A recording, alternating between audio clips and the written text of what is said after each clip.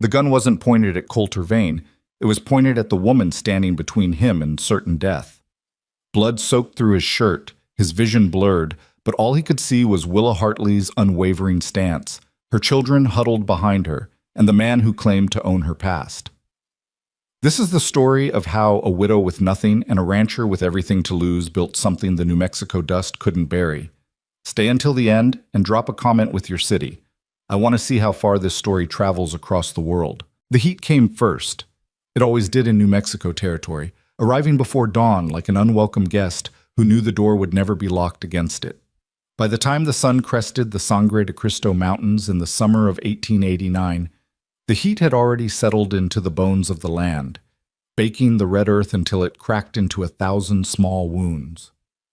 Coulter Vane stood on the porch of his ranch house, a structure that had weathered 23 winters and seemed determined to weather 23 more through sheer stubbornness. The wood had gone gray with age and sun, the paint, what little remained, peeling away like dried skin.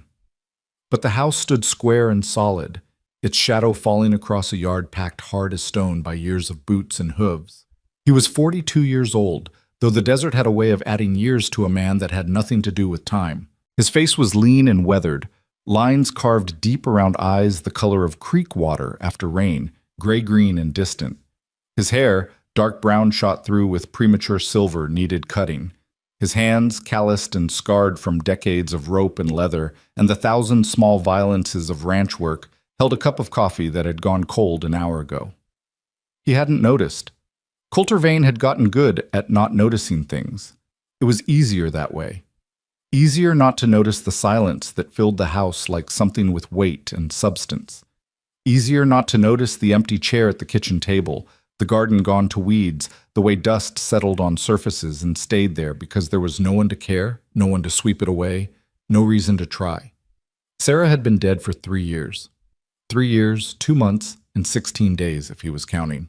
He tried not to count, but the numbers accumulated anyway, piling up like the unpaid bills in the desk drawer, like the unread letters from his sister in Kansas City, like the meals he'd stopped bothering to cook because what was the point of cooking for one man who didn't taste anything anyway? The ranch ran itself, more or less. 40 head of cattle, a dozen horses, 200 acres of scrubland and canyon country that produced more rock than grass. He had 3 ranch hands, Miguel, who'd worked for Coulter's father, Tom, who was young and eager and asked too many questions, and Davies, who was old and silent and asked nothing at all. They kept the cattle alive, mended the fences, broke the horses that needed breaking. They didn't need Coulter for much except to sign their pay vouchers at the end of each month, which was fine. Coulter didn't need to be needed. He'd learned that lesson the hard way, learned it the night Sarah's fever broke wrong, and she'd slipped away while he held her hand and begged God for mercy that never came.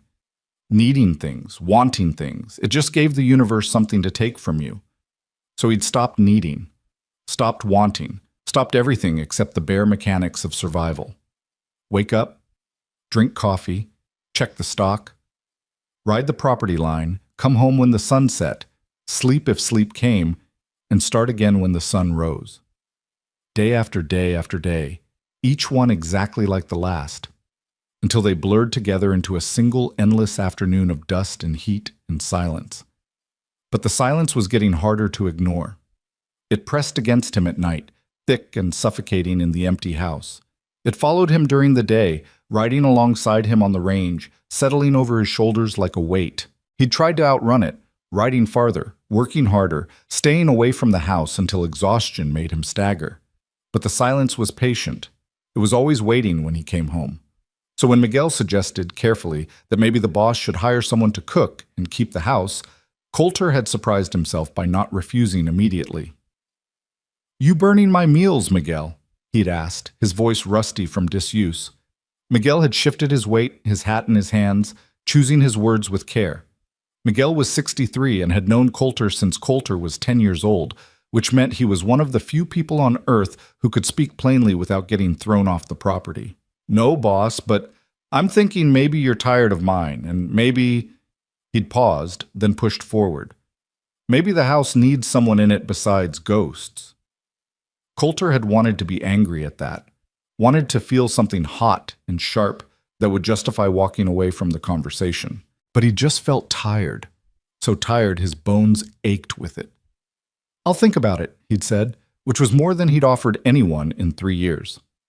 2 days later, he rode into Socorro, the territorial town 15 miles south, and posted a notice on the board outside the general store. "Hiring, ranch cook, meals for one, room provided. Inquire at Vane Ranch, Black Mesa Road." He hadn't expected much response. The work was isolated, the pay modest, and most folks in Socorro knew enough about Colter Vane to know he wasn't the easiest man to work for. Not cruel, not harsh, just absent. Like he was present in body, but had left some essential part of himself somewhere else. By sunset that same day, Colter had returned to the ranch and was standing in the barn, checking a mare's shoes, when he heard the sound of wagon wheels on the drive. He straightened slowly, his back protesting the movement. They didn't get visitors. The ranch was too far from town, too isolated, and Colter had made it clear through 3 years of refusals and silence that he wasn't interested in company, in charity casseroles, in well-meaning invitations to Sunday dinner. But someone was coming up the drive, the wagon wheels crunching on the gravel, raising a plume of dust that caught the last of the sunlight and turned it gold. Colter walked out of the barn, squinting against the glare. The wagon was old, the wood sun-bleached and splitting. The horse pulling it was older, its head hanging low with exhaustion, and on the driver's seat sat a woman. She pulled the wagon to a stop in the yard and sat for a moment, not moving, just looking at the house and the barn and the hard-packed earth as if she were taking inventory, cataloging the place against some internal measure. Then she climbed down, moving with the careful precision of someone who was exhausted but determined not to show it. She was tall, nearly as tall as Colter's chin, and lean in the way of people who'd missed more meals than they'd eaten. Her dress was dark blue calico, mended in a dozen places, the fabric worn thin at the elbows and hem. Her hair, dark brown and shot through with strands of premature gray, was pulled back in a braid that hung past her shoulders. Her face was angular, all sharp planes and shadows, with high cheekbones and a mouth set in a line that suggested she'd learned early to expect nothing and ask for less. But it was her eyes that caught him. They were gray, storm cloud gray, and they met his directly without flinching or looking away. There was no coyness in that gaze, no calculation, just a level, steady assessment that seemed to see right through him to the cracked foundation underneath. "Mr. Vane?" Her voice was low and clear, roughened slightly by dust and distance. "That's right." He stayed where he was, 15 feet away, his hands hanging loose at his sides. "I saw your notice, in Socorro." She gestured toward the wagon. "I'm here about the cook position." Colter's gaze moved past her to the wagon, and he felt something inside him go still. There were children in the back, 3 of them. A girl, maybe 12, with the same dark hair as the woman, sitting straight-backed with her hands folded in her lap. A boy, perhaps 10, watching Colter with eyes that were too old for his face. And a smaller boy, maybe 6, half hidden behind his older brother, peering out with a mixture of fear and curiosity. Colter looked back at the woman. "You bring your family to a job interview?" "They're part of the arrangement, Mr. Vane." Her chin came up slightly, a small gesture of defiance. "I go where they go. If that's a problem, I'll thank you for your time and move on." There was pride in her voice, pride and desperation in equal measure. Colter recognized both because he'd heard them in his own voice often enough in the years after his father died, and he'd been left with a failing ranch and no idea how to save it. "What's your name?" he asked.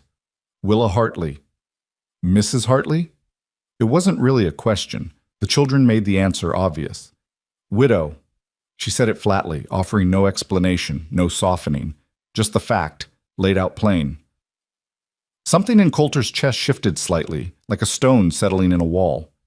He knew about being a widow, knew about the weight of it, the way it changed how people looked at you, how they spoke to you, either with too much pity or too much distance, never just normal, never just right. "The position is for one person," he said, but his voice had lost some of its edge. "I understand that, Mr. Vane. I'm one person. I can cook, clean, mend, and manage a household. My children won't be a burden. They'll work for their keep. They're good workers, and they're quiet. You'll hardly know they're here." Colter doubted that. The house had been quiet for 3 years. Children, by definition, weren't quiet. They were noise and chaos and needs that had to be met, questions that had to be answered. They were everything he'd been avoiding. He should say no, should tell her the position was for one person only, send her back to Socorro before the sun finished setting, before he made this mistake. But he looked at the children again, at the girl's straight back and folded hands, at the older boy's 2 old eyes, at the small one's half-hidden face. And he saw what he should have seen immediately. These children were hungry. Not starving, not yet, but heading that direction. Their clothes were too large, taken in with careful stitching. Their faces were clean but gaunt. They sat in the wagon with the absolute stillness of children who'd learned that drawing attention could mean going without. "What happened to your husband?" The question came out more abrupt than he'd intended. Willa Hartley's jaw tightened. "He died. 4 years ago." "How?" "Kick from a horse." She said it without emotion, but her hands, hanging at her sides, curled slightly into fists. "Took him 3 days. I was pregnant with my youngest. He never met his father." Coulter filed that information away. The smallest boy was 6, which meant Willa had been raising 3 children alone for their entire remembered lives. That explained the old eyes on the middle child, the rigid discipline in their posture. They'd learned early that survival meant keeping quiet and staying useful. "Where are you coming from?" "Santa Fe." "Before that, Albuquerque." "Before that?" She shook her head. "Does it matter?" "Might." "Then no, Mr. Vane, it doesn't matter. What matters is I can do the work you need done, and I need the position. If that's not enough, I'll move on." There was steel in her voice now, steel and exhaustion. Coulter recognized that too. He'd heard it in his own voice the day he'd buried Sarah, the day he'd stood in the cemetery and told the well-meaning pastor that no, he didn't need prayers, he needed people to leave him the hell alone. This woman, Willa Hartley, needed work and shelter and a chance to keep her children fed. She wasn't asking for charity or pity. She was asking for fair trade, her labor for his money, and a roof over her family's heads. It was a business arrangement, nothing more. That's what Coulter told himself as he heard his own voice say, "Room's off the kitchen, used to be the housekeeper's quarters, back when my parents ran the place, hasn't been used in years. You'll need to clean it out." Willa Hartley went very still. "Are you offering me the position?" "I'm offering you a trial. 1 week. You cook, clean, keep the house. Your children stay out of the way. At the end of the week, if it's working, we'll talk terms." "What about payment?" $15 a month plus room and board for all 4 of you. It was low. Coulter knew it was low. But it was what he could afford, and from the way Willa's shoulders dropped slightly, releasing tension he hadn't realized she'd been holding, it was more than she'd expected. "That's acceptable," she said. "One more thing," Coulter's voice hardened slightly. "I keep to myself, Mrs. Hartley. I don't need conversation, I don't need company, and I don't need anyone trying to fix anything that isn't broken. You do your work, I'll do mine, and we'll get along fine. Understood?" "Perfectly." Her gray eyes met his again, and this time he saw something like understanding in them. She knew what he was saying. "Stay out of my grief, and I'll stay out of yours. Miguel will show you where everything is. Supper's at 6. Don't make anything fancy." "Yes, sir." Coulter turned and walked back toward the barn, dismissing her without another word. He heard the wagon creak as she climbed back onto the seat, heard the quiet murmur of her voice speaking to her children, heard the horse's hooves as she drove the wagon around to the back of the house. He stood in the barn's shadow and tried to convince himself he hadn't just made a terrible mistake. By the time Coulter came in from the evening feeding, the sun had dropped behind the western mesa, painting the sky in shades of orange and purple that would have been beautiful if he'd been the kind of man who noticed such things anymore. The house, when he approached it, looked different. Light spilled from the kitchen windows, warm and golden. Smoke rose from the chimney, not the thin, grudging smoke of a banked fire, but the steady column of a fire tended by someone who knew what they were doing. And underneath the smell of dust and horse and his own sweat, Coulter caught something else. The scent of food cooking. Real food, not the beans and bacon he'd been living on for months. He paused on the porch, his hand on the door, and felt that strange shifting sensation in his chest again. The house hadn't looked like this, hadn't felt like this, in 3 years. It looked lived in, cared for, like a house instead of just a place to sleep when the day ended. He pushed the door open. The kitchen had been transformed. The floor, which had been gritty with tracked-in dirt, was swept clean. The table, which had been cluttered with old newspapers and unwashed plates, was clear except for a single place setting: plate, fork, knife, cup. The stove, which he'd been meaning to clean for months, gleamed. Even the air felt different, no longer stale and lifeless, but warm with cooking smells and something else. Lemon? Had she found the old lemon oil Sarah used to use on the furniture? Willa Hartley stood at the stove, her back to him, stirring something in a large pot. She'd changed her dress for an apron, worn but clean, and her braid hung down her back like a rope. The children were nowhere in sight. "Mrs. Hartley." She turned, her face composed. "Mr. Vane. Supper's ready. Beef stew, cornbread, and coffee. I found some dried apples in the pantry. I hope you don't mind. I made a small cobbler." Coulter moved to the table slowly, feeling like a stranger in his own house. "Where are your children?" "In our room. They've already eaten. They won't disturb you." She'd worked fast. The housekeeper's room was small, just barely large enough for a bed, a washstand, and a trunk. Fitting 4 people in there would be tight, but she'd managed it. He could hear nothing from behind the closed door. She'd meant what she said about them being quiet. Coulter sat down at the table, and Willa brought the food: a bowl of stew that actually steamed, a piece of cornbread with butter melting into its golden surface, a cup of coffee that smelled like coffee instead of mud. He picked up his spoon and tasted the stew. It was good. Better than good. The meat was tender, the vegetables cooked through but not mushy. The broth rich and seasoned with something he couldn't quite identify, but that made his mouth water. It was the kind of food that reminded him that eating could be something more than just necessary fuel. He was halfway through the bowl before he realized Willa was still standing by the stove, her hands folded in front of her, watching him with that same level, assessing gaze. "Aren't you going to eat?" he asked. "I'll eat after, Mr. Vane, with my children. That's not necessary. There's plenty. I prefer it this way." It wasn't about preference, Coulter realized. It was about boundaries. She was establishing the relationship, employer and employee, not family, not friends. She would cook for him, serve him, maintain his house. But she wouldn't sit at his table. She wouldn't pretend this was anything other than what it was: a business arrangement that allowed her to keep her children fed and him to avoid starving on his own bad cooking. He should have been relieved. It was exactly what he told her he wanted. No conversation, no company, no attempts to fix anything. Instead, he felt a small, unexpected twinge of something that might have been loneliness if he'd been willing to name it. "Suit yourself," he said, and went back to eating. He finished the meal in silence. The stew, the cornbread, the cobbler, all of it good, all of it reminding him of things he'd tried hard to forget.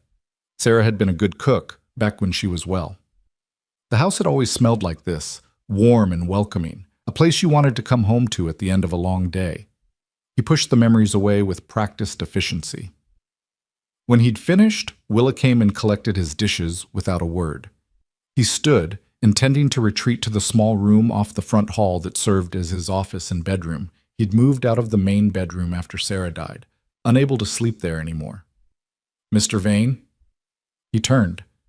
Willa stood at the sink, her hands in the dishwater, her back straight. "Thank you," she said quietly, "for the chance. We won't disappoint you."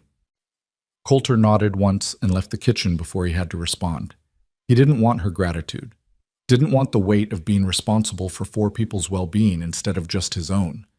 He'd only offered her a job, nothing more. That's what he told himself. But later, lying on his narrow bed in the office-turned bedroom, staring at the ceiling while the house settled around him, Coulter heard something he hadn't heard in 3 years: the soft murmur of voices from the housekeeper's room, a woman's low tones, a child's whispered question, another child's muffled laugh, quickly shushed, the sound of a family, the sound of life. He lay awake a long time, listening to the house breathe again, and wondered if he'd made a mistake after all. Not because Willa Hartley couldn't do the work, clearly she could, but because the house, so carefully maintained as a monument to absence, was no longer empty. And Coulter Vane wasn't sure he knew how to live in a house that wasn't empty anymore. The first week passed in a kind of suspended routine. Coulter rose before dawn, as he always had, and found coffee already made, the kitchen warm, breakfast set out and covered to keep it hot. He ate alone while Willa and her children stayed in their room, as silent as ghosts. By the time he left for the day's work, they'd emerged. He could hear them moving through the house, Willa's voice giving quiet instructions, the children's footsteps light on the floorboards. He stayed away as much as possible. There was always work on a ranch, fences to mend, cattle to check, horses to exercise. He found reasons to ride to the far pastures, to check the water sources in the canyons, to inventory supplies in the line shack on the northern boundary. Anything to avoid the house and its new inhabitants. But the house had a way of pulling him back. At noon, he'd return to find lunch waiting, sandwiches wrapped in clean cloth, a jar of cold tea, sometimes cookies or cake if Willa had found the ingredients. At dinner, the same pattern, a hot meal, expertly prepared, served in a clean kitchen that no longer felt like a place where hope went to die. And slowly, despite his best efforts to remain detached, Coulter began to notice things. He noticed how Willa moved, efficiently, economically, never wasting motion or energy. She cooked with the confidence of someone who'd been doing it her whole life, measuring ingredients by eye, adjusting heat by instinct. She cleaned with the same quiet competence, working through the house room by room, restoring order to spaces that had fallen into neglect. He noticed the children, though they tried hard not to be noticed. The girl, Lark, he'd learned her name from overhearing Willa, was 12 and already carried herself like someone much older. She helped her mother without being asked, anticipating needs, moving through the house like a shadow. She had her mother's gray eyes and the same careful way of watching the world, as if she were constantly calculating risks and planning escapes. The older boy, Silas, was 10 and had appointed himself the man of the family. He was too serious, too watchful, his thin shoulders carrying a weight that should never have been placed on them. Coulter caught him one morning carrying water from the well, the buckets too heavy for his frame, but refusing to put them down or ask for help. And the youngest, Boone, 6 years old and the only one who sometimes forgot to be invisible. He was curious about everything, his eyes wide as he explored the boundaries of their new home. But whenever Coulter appeared, the boy would freeze like a rabbit that had spotted a hawk, then flee back to his mother's side. They were good children, quiet, disciplined, hardworking, everything Willa had promised. And that bothered Coulter more than he wanted to admit. Children shouldn't be that quiet, that disciplined. They should be loud and messy and asking endless questions. They should be children, not small adults who'd learned that survival meant making themselves invisible. On the fourth day, Coulter came back from the north pasture earlier than usual. One of the mares had thrown a shoe, and he decided to deal with it at the barn rather than in the field. He approached the house quietly, not meaning to eavesdrop, but not announcing himself either. The kitchen window was open to catch the afternoon breeze, and voices drifted out. "Mama, there's eggs in the henhouse." That was Silas, his voice eager in a way Coulter had never heard. "6 of them. Can we keep them?" "Of course we can keep them, sweetheart. That's what hens are for." Willa's voice was warm, full of affection that she kept carefully hidden whenever Coulter was around. "Lark, can you help Silas collect them? Be gentle. We don't want to break any." "Yes, Mama." Lark's voice softer than her mother's, but with the same underlying strength. "What about me?" Boone's voice, high and plaintive. "I want to help." "You can help by setting the table for supper. Can you count to 4? "Yes. 1, 2, 3, 4. 3, Boone, 3. "Free," Willa laughed, a sound so unexpected that Coulter stopped moving entirely. It was a real laugh, unguarded and full of joy, the sound of a woman who loved her children and found pleasure in their presence despite everything life had thrown at them. It was the sound of someone who hadn't given up. Coulter stood frozen outside the window, listening to that laugh, and felt something crack inside him. Some piece of the armor he'd been wearing for 3 years, some carefully maintained distance, split down the middle. This woman had lost her husband, had spent 4 years struggling to keep her children fed and clothed and alive, moving from town to town, taking whatever work she could find, always one bad month away from complete disaster. She had every reason to be bitter, to be broken, to have given up. but she was laughing with her children over eggs in a hen house. Coulter backed away from the window and went to the barn to shoe the mare. His hands shook slightly as he worked, and he told himself it was just fatigue, just the heat, just anything except what it actually was. The first crack in a wall he'd built very carefully to keep himself from feeling anything at all. That evening, when he came in for supper, Willa served him roasted chicken with herbs, fresh bread, and green beans that must have come from the garden she'd already started resurrecting. There were eggs, scrambled with cheese, on the side. "The hens are laying again," she said as she set the plate down. "I fixed the hole in the coop wall where the fox was getting in. We should have eggs regularly now." Coulter looked at the food, then at her. "You fixed the coop?" "Yes, sir. Silas helped. He's good with a hammer." "He's 10 years old." "Yes, sir. Old enough to learn." There was something in her voice, not quite challenge, but close, a reminder that her children weren't burdens, that they earned their keep, that she wouldn't accept his charity without giving fair value in return. "I would have fixed it," Coulter said. "I'm sure you would have, Mr. Vane, when you had time. But I had time today, so I took care of it." She went back to the stove, leaving him with his meal and his thoughts. Coulter ate slowly, tasting the chicken, perfectly roasted, the skin crispy and the meat tender, and wondered when he'd lost the ability to accept help. When he'd started seeing every kindness as an intrusion, every offer of assistance as pity in disguise. Probably around the same time he'd stopped tasting food, stopped noticing sunsets, stopped living in anything but the most technical sense of the word. "Mrs. Hartley?" She turned, her eyebrows raised slightly. "Yes, sir?" "The chicken is good, best I've had in years." Something shifted in her expression, not quite a smile, but a softening, a brief lowering of the careful guard she kept up around him. "Thank you, Mr. Vane. I'm glad you're pleased." After that, things shifted slightly between them. Not much.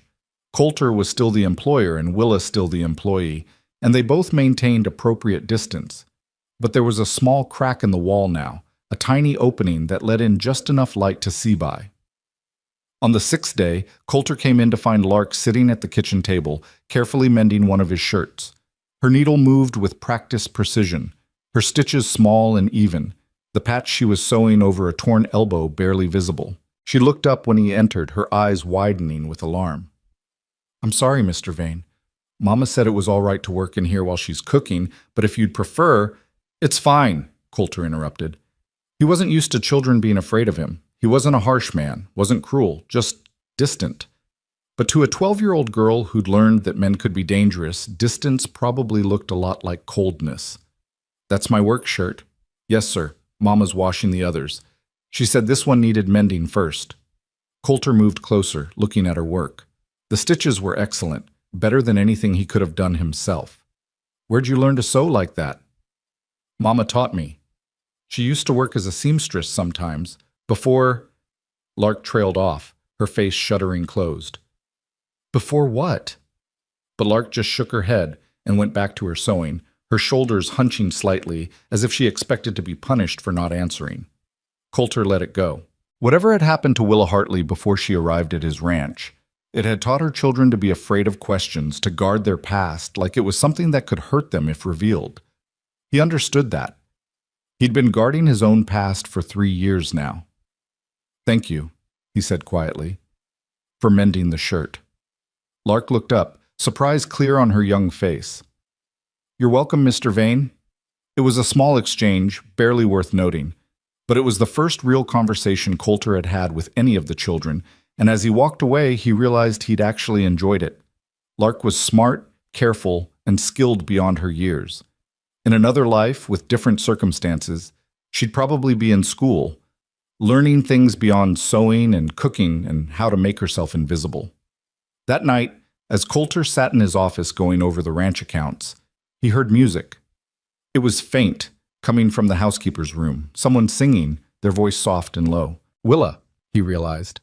She was singing to her children, some old ballad he half remembered from his own childhood, back when his mother was still alive and the house had been full of music and laughter. In the bleak midwinter, frosty wind made moan. Earth stood hard as iron, water like a stone. The song was melancholy, beautiful in its sadness. Willa's voice was untrained but true, carrying the melody with simple grace. Coulter found himself setting down his pen, just listening, letting the music wash over him. It had been so long since there was music in this house, so long since there was anything but silence and emptiness and the sound of his own footsteps echoing in rooms that no longer held any life.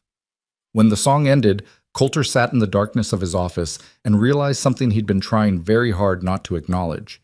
He didn't want Willa Hartley and her children to leave. The week was almost up. Tomorrow he'd have to make a decision.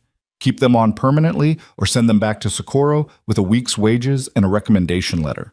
The smart thing would be to let them go. They were making the house too alive, too warm, too much like a home instead of just a place to sleep between days of work. They were making him remember things he'd tried very hard to forget, what it felt like to come home to someone, to share meals, to have voices in the house besides his own. They were making him feel things, and feeling things was dangerous because feeling things meant you could be hurt again. But the alternative was going back to the silence, going back to cold coffee and burnt bacon and the kind of loneliness that ate away at you from the inside like rot in a tree, invisible, until the whole structure came crashing down. Coulter sat in his office until late into the night, the lamp burning low, the house quiet around him except for the occasional creak of settling wood and the distant sound of wind in the canyon. And he made his decision. On the 7th morning, Coulter came into the kitchen at dawn to find Willa already awake, kneading bread dough with steady, methodical movements. She looked up when he entered, and he saw the tension in her shoulders, the careful neutrality of her expression. She knew what day it was, knew he'd be making his decision. "Mrs. Hartley." Coulter poured himself coffee from the pot she'd made, buying time. "Been meaning to talk to you." "Yes, sir." Her hand stilled in the dough, but she didn't look at him. "About the week. About the arrangement." He took a breath, surprised to find he was nervous. When had he last been nervous about anything? "If you're willing, I'd like to make it permanent. Same terms, $15 a month, room and board for all 4 of you." Willa's hands resumed their movement, kneading the dough with perhaps slightly more force than necessary. "That's acceptable, Mr. Vane. Thank you." Her voice was carefully level, but Coulter caught the slight tremor underneath. Relief, he realized. She'd been afraid he'd send them away, send them back out onto the road with nothing but a week's wages and nowhere to go. "There's one condition," he added. Willa's hands stilled again. "Sir?" "Your boy, Silas, he's good with his hands, you said. If he's interested, Miguel could teach him ranch work. Nothing dangerous, just fence mending, basic animal care, that kind of thing. He'd be paid, same as the other hands. Not full wages, but fair for his age and experience." This time Willa did look at him, her gray eyes wide with surprise. "You'd pay him?" "He'd be working. Of course I'd pay him." Yes, I think he'd like that very much. Thank you, Mr. Vane." Coulter nodded once and retreated with his coffee before the conversation could get any more complicated. But as he left, he caught sight of Willa's reflection in the window glass. She was smiling, a real smile, unguarded and full of something that looked like hope. It made something warm unfurl in his chest, something he'd thought had died with Sarah. Not attraction, exactly. Not yet, just recognition. The understanding that this woman, who'd been through hell and come out the other side still fighting, still protecting her children, still able to smile, she was strong. Stronger than he'd been, maybe. She hadn't given up, hadn't let her grief turn her into a ghost haunting her own life. Maybe, Coulter thought as he headed out to start the day's work, maybe it was time he stopped haunting his life too. The sun was rising over the eastern mesa, painting the sky in shades of pink and gold. The air was cool, the heat of the day still an hour away. Somewhere in the distance, a canyon wren sang its descending song, clear and pure. Coulter stopped to listen, really listen, for the first time in 3 years. And from the house behind him came the sound of Willa's voice, calling her children to breakfast, and the children's answering laughter, and the clatter of dishes, and the smell of bread baking. The sound of life returning to a place that had forgotten how to live. Coulter stood in his yard, his coffee growing cold in his hand, listening to the house breathe and sing and wake up. And he thought, Maybe this won't be so bad after all. Maybe this is exactly what the house needed. What he needed, though he'd never admit it out loud. A reason to come home at the end of the day. The weeks that followed became a rhythm Coulter hadn't known he was capable of finding again. He woke to the smell of coffee and bacon, ate breakfast in a kitchen that gleamed with care, and headed out to work with something that felt dangerously close to contentment settling in his chest. The ranch hummed along as it always had, but now there were small differences. A mended gate he hadn't gotten around to fixing, wildflowers in a jar on the porch, the garden plot behind the house suddenly green with sprouting vegetables. Willa moved through the house like water finding its level, claiming space without asking permission, making decisions without seeking approval. She reorganized the pantry, discovering supplies Coulter had forgotten he owned. She patched the roof where it leaked in the corner of the front room. She convinced Miguel to help her repair the pump at the well, and suddenly there was water pressure again, enough for a proper bath instead of the cold wash Coulter had been making do with. The house was transforming around him, becoming something he barely recognized. But it wasn't just the physical changes that unsettled him. It was the way the place felt different, alive, inhabited. Like it had remembered it was supposed to be a home, and not just a structure to keep the rain off. Silas started working with Miguel 3 mornings a week, his thin shoulders squaring with pride every time he mastered a new skill. The boy had good hands and better instincts, never rushing a spooked horse, never forcing a stubborn knot. Miguel, who rarely spoke more than necessary, started talking more when Silas was around, sharing stories from his own youth in Mexico, teaching the boy not just ranch work but the philosophy behind it, patience, respect for the animals, understanding that most problems solve themselves if you just waited them out. Coulter watched the boy grow in confidence, saw him start to stand straighter, laugh more freely. The 2 old eyes were still there, but they were softening around the edges, letting in the possibility that maybe the world wasn't entirely dangerous. Maybe there was room for a 10-year-old to actually be 10. Lark continued her quiet campaign to make herself indispensable. She could sew better than anyone Coulter had ever known. Her stitches invisible, her patches seamless. She helped her mother with the cooking, learning to judge the heat of the oven by holding her hand inside for a count of 3, measuring flour by the handful with perfect consistency. She read to Boone at night, her voice carrying through the thin walls, fairy tales, Bible stories, whatever books she could find in the dusty bookshelf in the front room that Coulter hadn't touched since Sarah died. And Boone, young enough to not have learned complete caution yet, started venturing out of the housekeeper's room during the day. Coulter would catch glimpses of him in the yard, playing with sticks and rocks, constructing elaborate worlds that only existed in his imagination. The boy still fled whenever Coulter appeared, but the terror was fading into simple wariness. Progress, Coulter supposed, though it bothered him more than he wanted to admit that a 6-year-old would have any reason to fear grown men. It was Willa, though, who occupied more of Coulter's thoughts than he was comfortable acknowledging. She was a constant presence in the house, yet somehow never intrusive. She anticipated his needs without hovering, maintained appropriate distance without coldness. She was exactly what he'd asked for, efficient, competent, invisible when he wanted to be alone. But he was starting to notice things he shouldn't be noticing. The way she moved through the kitchen, her hands sure and graceful. The way she tucked loose strands of hair behind her ear when she was concentrating. The way her face softened when she looked at her children, all the hardness and wariness melting into pure maternal love. The sound of her voice in the evening, singing those old ballads, turning the house into something that felt like sanctuary. He told himself it didn't matter. Told himself she was his employee, nothing more, and any thoughts beyond that were inappropriate and unwelcome. She'd given no indication she saw him as anything other than her employer, distant, damaged, better left alone, which was exactly how he wanted it, had to be how he wanted it, because the alternative was unthinkable. One evening in late July, nearly 6 weeks after Willa and her children had arrived, Coulter came in from a particularly brutal day to find the kitchen empty. No Willa at the stove, no smell of cooking, no signs of preparation. The house was quiet in a way that immediately set his nerves on edge. Not the peaceful quiet of evening, but the tense quiet of something wrong.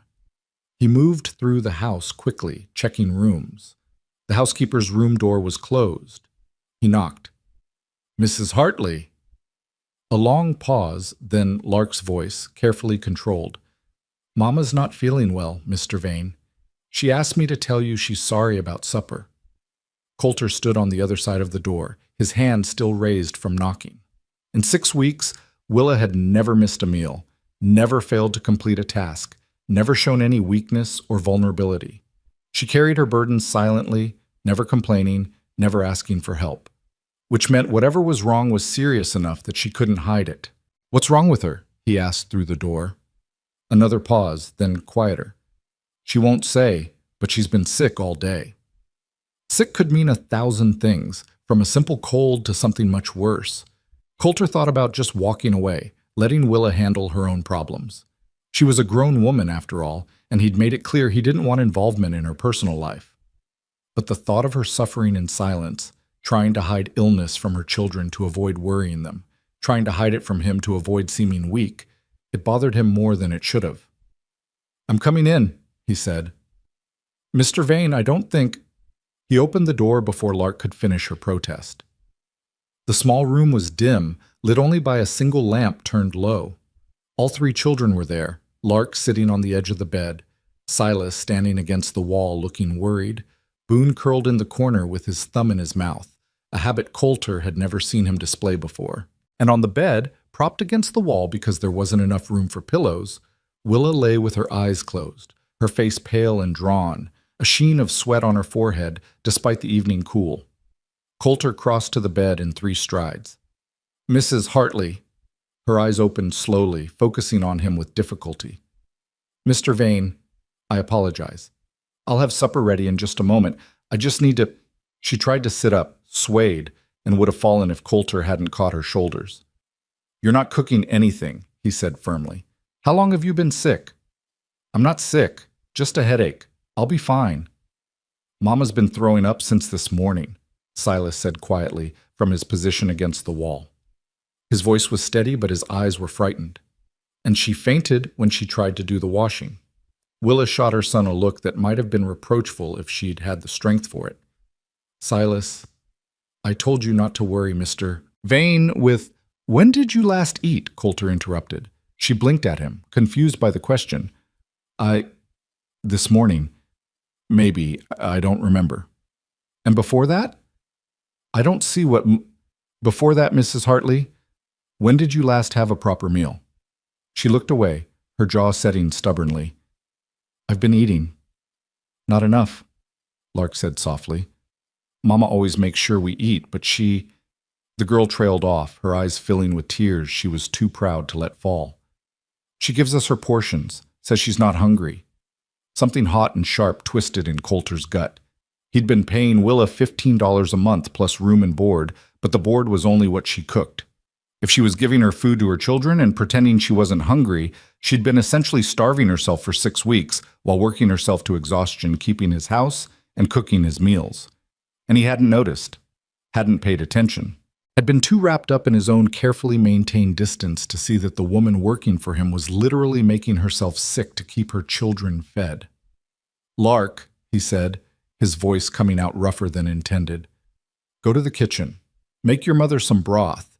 There's beef bones in the cold box and vegetables.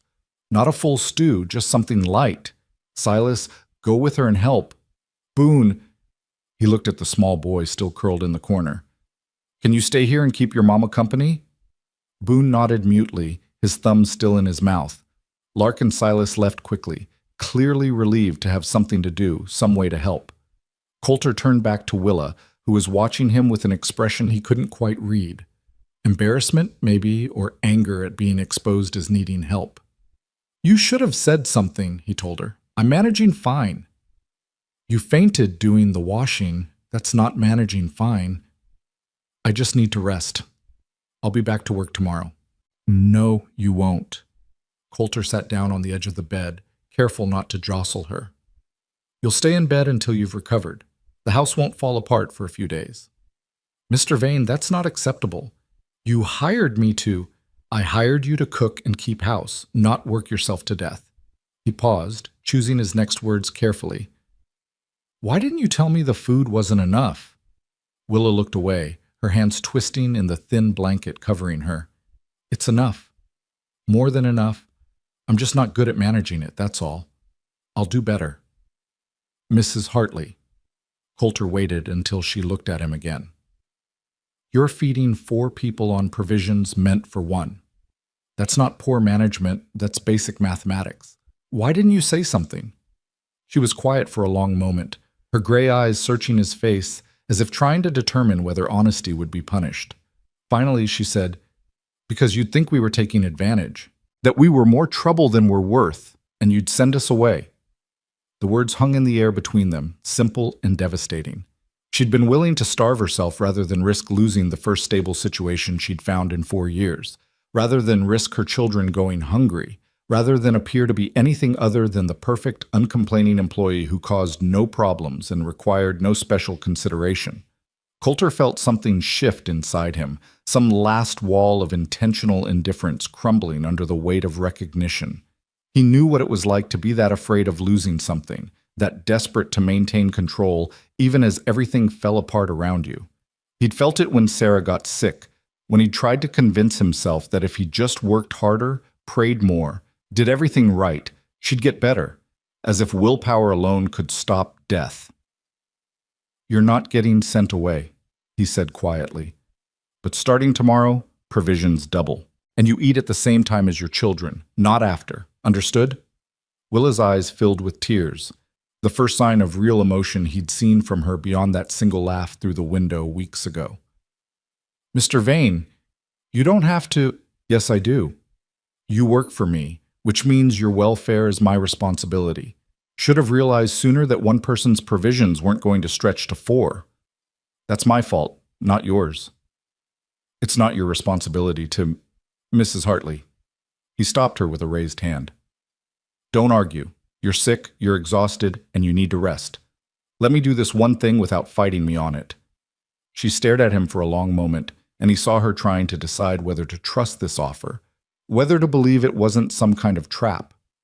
Then, slowly, she nodded. Thank you, she whispered. Coulter stood, suddenly uncomfortable with the intimacy of the moment, sitting on her bed, seeing her vulnerable and afraid, knowing more about her situation than their careful employer-employee relationship should allow. I'll check on the broth. You rest. He was at the door when her voice stopped him.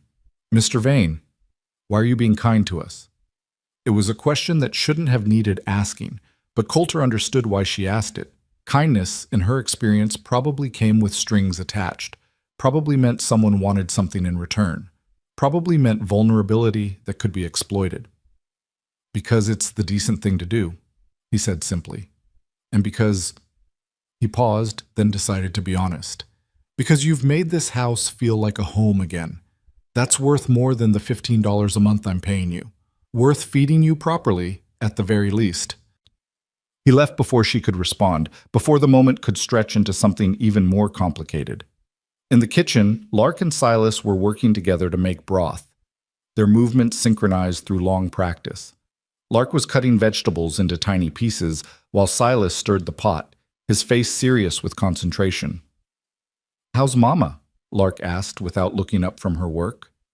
She'll be fine, just needs rest and proper food. Coulter poured himself coffee from the pot that was always ready, always fresh. How long has she been skipping meals? The siblings exchanged glances, that wordless communication of children who'd learned to protect each other and their mother from the world. Finally, Silas said, Since we got here. Maybe before. She always makes sure we eat first, says she's not hungry, or she ate earlier, or she'll eat later. But she doesn't, Lark finished. Her knife work never slowed, each piece of carrot perfectly uniform.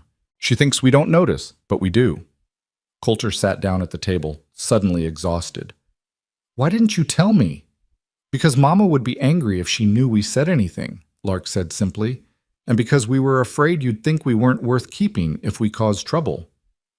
There it was again, that fear of being too much trouble, of being sent away, of losing the fragile security they'd found. Coulter wondered what they'd been through before arriving at his ranch, what experiences had taught these children that their needs were negotiable, that staying quiet and invisible was the price of survival. Listen to me, he said, waiting until both children looked at him. You're not going anywhere. Neither is your mother. This is your home now for as long as you want it to be. And you're not too much trouble. You're barely any trouble at all, which is actually the problem. You're allowed to need things. Understand? Lark's eyes filled with tears, but she blinked them back fiercely. Yes, sir. Good. Now let's get that broth finished. And tomorrow I'm riding into Socorro for more supplies. I want you two to make a list of everything you actually need. Food, clothes, whatever. Don't hold back. If you need it, write it down.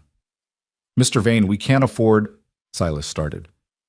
It's not about what you can afford. You work for your keep, you and your mother both. You've more than earned it. He stood, finishing his coffee. I'll sit with your mother while you two eat. Make sure she actually swallows the broth instead of trying to give it away. He returned to the housekeeper's room with a cup of water to find Willa exactly where he'd left her, Boone now curled up beside her on the narrow bed, his small body pressed against her side. She had one arm around him, her fingers carding through his hair with automatic maternal tenderness. He's asleep, she murmured as Coulter entered. Poor thing was so worried. He's not the only one. Coulter set the water down on the small table beside the bed. Your other two are finishing the broth. They'll bring it in when it's ready. You don't have to stay. I know you prefer to keep to yourself. I'm staying until you've eaten something. He pulled over the room's single chair and sat down. Otherwise, you'll convince Lark to give it to Boone, or save it for later, or some other excuse. A ghost of a smile crossed her face. You figured us out, then. Some. Enough to know you're all too good at taking care of everyone except yourselves. Willa looked down at Boone's sleeping face, her expression softening. They're all I have, Mr. Vane. Everything I do is to keep them safe, fed, alive. That means I go hungry sometimes. She shrugged. It's a small price.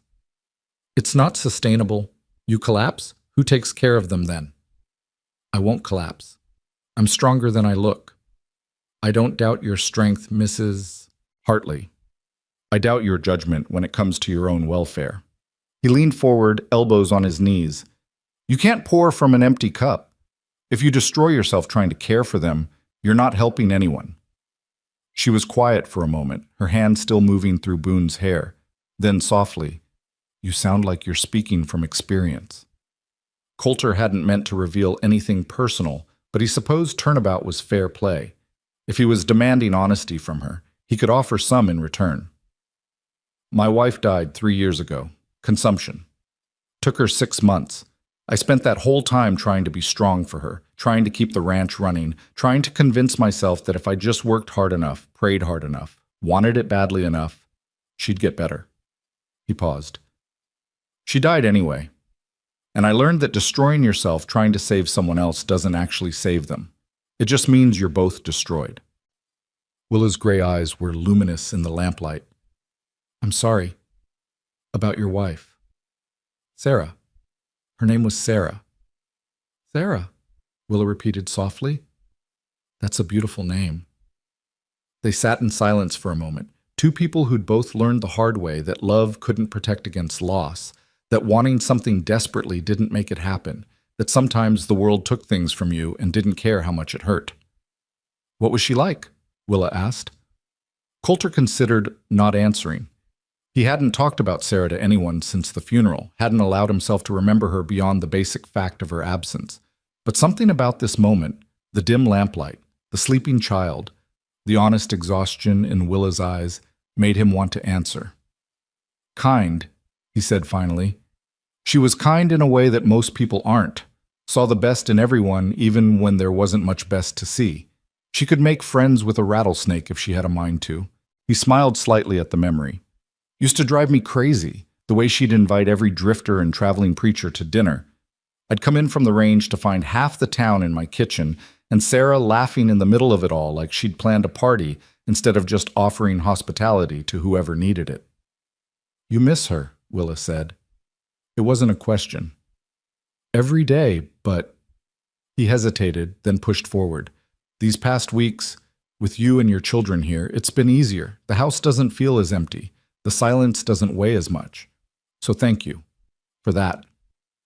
Willa looked like she wanted to say something, but before she could, Lark appeared in the doorway with a bowl of steaming broth, Silas right behind her carrying a spoon and napkin. "It's ready, Mama," Lark said softly. Coulter stood. "I'll let you eat in peace, but I'll be checking later to make sure that bowl's empty." "Yes, sir," Willa said, and there was something in her voice, warmth, maybe, or gratitude, or the beginning of trust. He left her with her children and went out to the porch, breathing in the night air, trying to process the unexpected intimacy of the last hour. He'd revealed more about himself in that conversation than he had to anyone in 3 years. And instead of feeling exposed or vulnerable, he just felt lighter, like some pressure he hadn't known he was carrying had released slightly. The stars were coming out, brilliant against the darkening sky. A coyote called from the canyon, lonely and wild. The desert at night was a different world from the desert by day, cooler, softer, full of secrets and shadows. Coulter stood on his porch and thought about empty cups and sustainable sacrifice, and the difference between strength and stubbornness. Thought about Willa Hartley, who'd been willing to starve herself for her children, and how that was both admirable and deeply foolish. Thought about how much she reminded him of himself. Too proud to ask for help, too determined to handle everything alone. Too afraid that needing something meant being weak. He'd have to watch her more carefully now. Make sure she was actually eating, actually resting, actually letting herself be human instead of just a machine designed to serve others. It would mean paying more attention, being more involved, crossing some of the careful boundaries he'd established. It would mean caring, which he'd been trying very hard not to do. But looking at the warm light spilling from the kitchen window, hearing the soft murmur of voices from inside, Willa's children helping her eat, teasing her gently, their worry transforming into relief, Coulter realized he'd already crossed that line somewhere along the way. He already cared about Willa, about her children, about whether they were happy and healthy and safe. The question now was what he was going to do about it. The answer, he supposed, would have to wait for morning. For now, he had a ranch to run, supplies to order, and a household to feed properly. The complicated feelings could sort themselves out later. Or so he told himself as he stood on the porch under the rising stars, listening to the house breathe and sing behind him. No longer empty, no longer silent, no longer just a monument to grief, but something beginning to resemble hope. The supplies arrived 3 days later, 2 full wagon loads that made Willa's eyes go wide when she saw them being unloaded. Flour and sugar in quantities she'd probably never seen in one place. Salt pork and dried beans, canned goods and fresh vegetables, coffee and tea and luxuries like chocolate and dried fruit that made the children stare in wonder. Coulter had also included bolts of fabric, sturdy cotton for everyday wear, softer calico for Sunday clothes, and leather for new boots because he'd noticed the children's shoes were held together mostly by hope and careful stitching. Willa had tried to protest, standing in the kitchen doorway with her hands twisted in her apron, but Coulter had cut her off before she could start. "You work for me, you're outfitted properly. End of discussion." She'd looked at him for a long moment, her gray eyes searching his face for something he couldn't name. Then she'd simply nodded and turned back to help her children sort through the supplies, her voice bright with forced cheerfulness as she explained what they'd use for what meals, how the fabric would be cut and sewn, how they'd need to be careful not to waste anything. Always careful. Always conscious that abundance could disappear as quickly as it arrived. Always preparing for the next loss, the next hardship, the next time the world decided to take something away. Coulter understood that mindset. He'd lived it himself after his father died and left him with a failing ranch and debts he'd spent 5 years paying off. The difference was that Willa had been living it for 4 years with 3 children depending on her, moving from town to town, taking whatever work she could find, always one bad month away from complete disaster. The fact that she was still fighting, still hopeful, still capable of laughing with her children over a bolt of blue calico, that spoke to a strength Coulter was only beginning to appreciate. The weeks that followed settled into a new rhythm. Willa recovered her health quickly once she was eating properly, color returning to her face, energy to her movements. She cooked with obvious pleasure now, no longer rationing every ingredient like it might be the last, experimenting with recipes she remembered from better times. The kitchen became the heart of the house, always warm, always smelling of something good, always ready to welcome whoever needed food or comfort or just a place to sit for a while. Silas continued working with Miguel, and the bond between the old ranch hand and the young boy deepened into something like family. Miguel taught him to read horse behavior, to spot lameness before it became serious, to mend tack and treat minor injuries. But more than that, he taught him that being a man didn't mean never showing weakness, never asking for help, never admitting when something was too heavy to carry alone. Lessons. Coulter wished someone had taught him at Silas's age, before he'd spent decades trying to be strong enough to handle everything himself. Lark blossomed in quieter ways.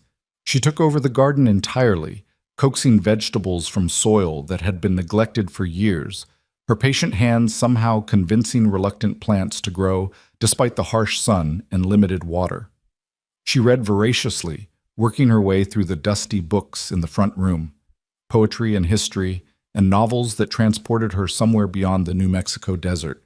And she watched her mother with protective awareness, ready to step in whenever Willa pushed herself too hard, ready to take over tasks before they needed doing. Too responsible for 12, Coulter thought. But then again, children who'd survived what these three had survived grew up fast. They didn't have the luxury of childhood innocence, of believing the world was safe, and parents were invulnerable, and tomorrow would definitely come. Boone, young enough to still believe in possibilities, slowly came out of his shell. He started venturing farther from the house, exploring the barn and the corrals, watching the horses with fascinated eyes. He still fled whenever Coulter appeared, but the terror had faded to cautious uncertainty.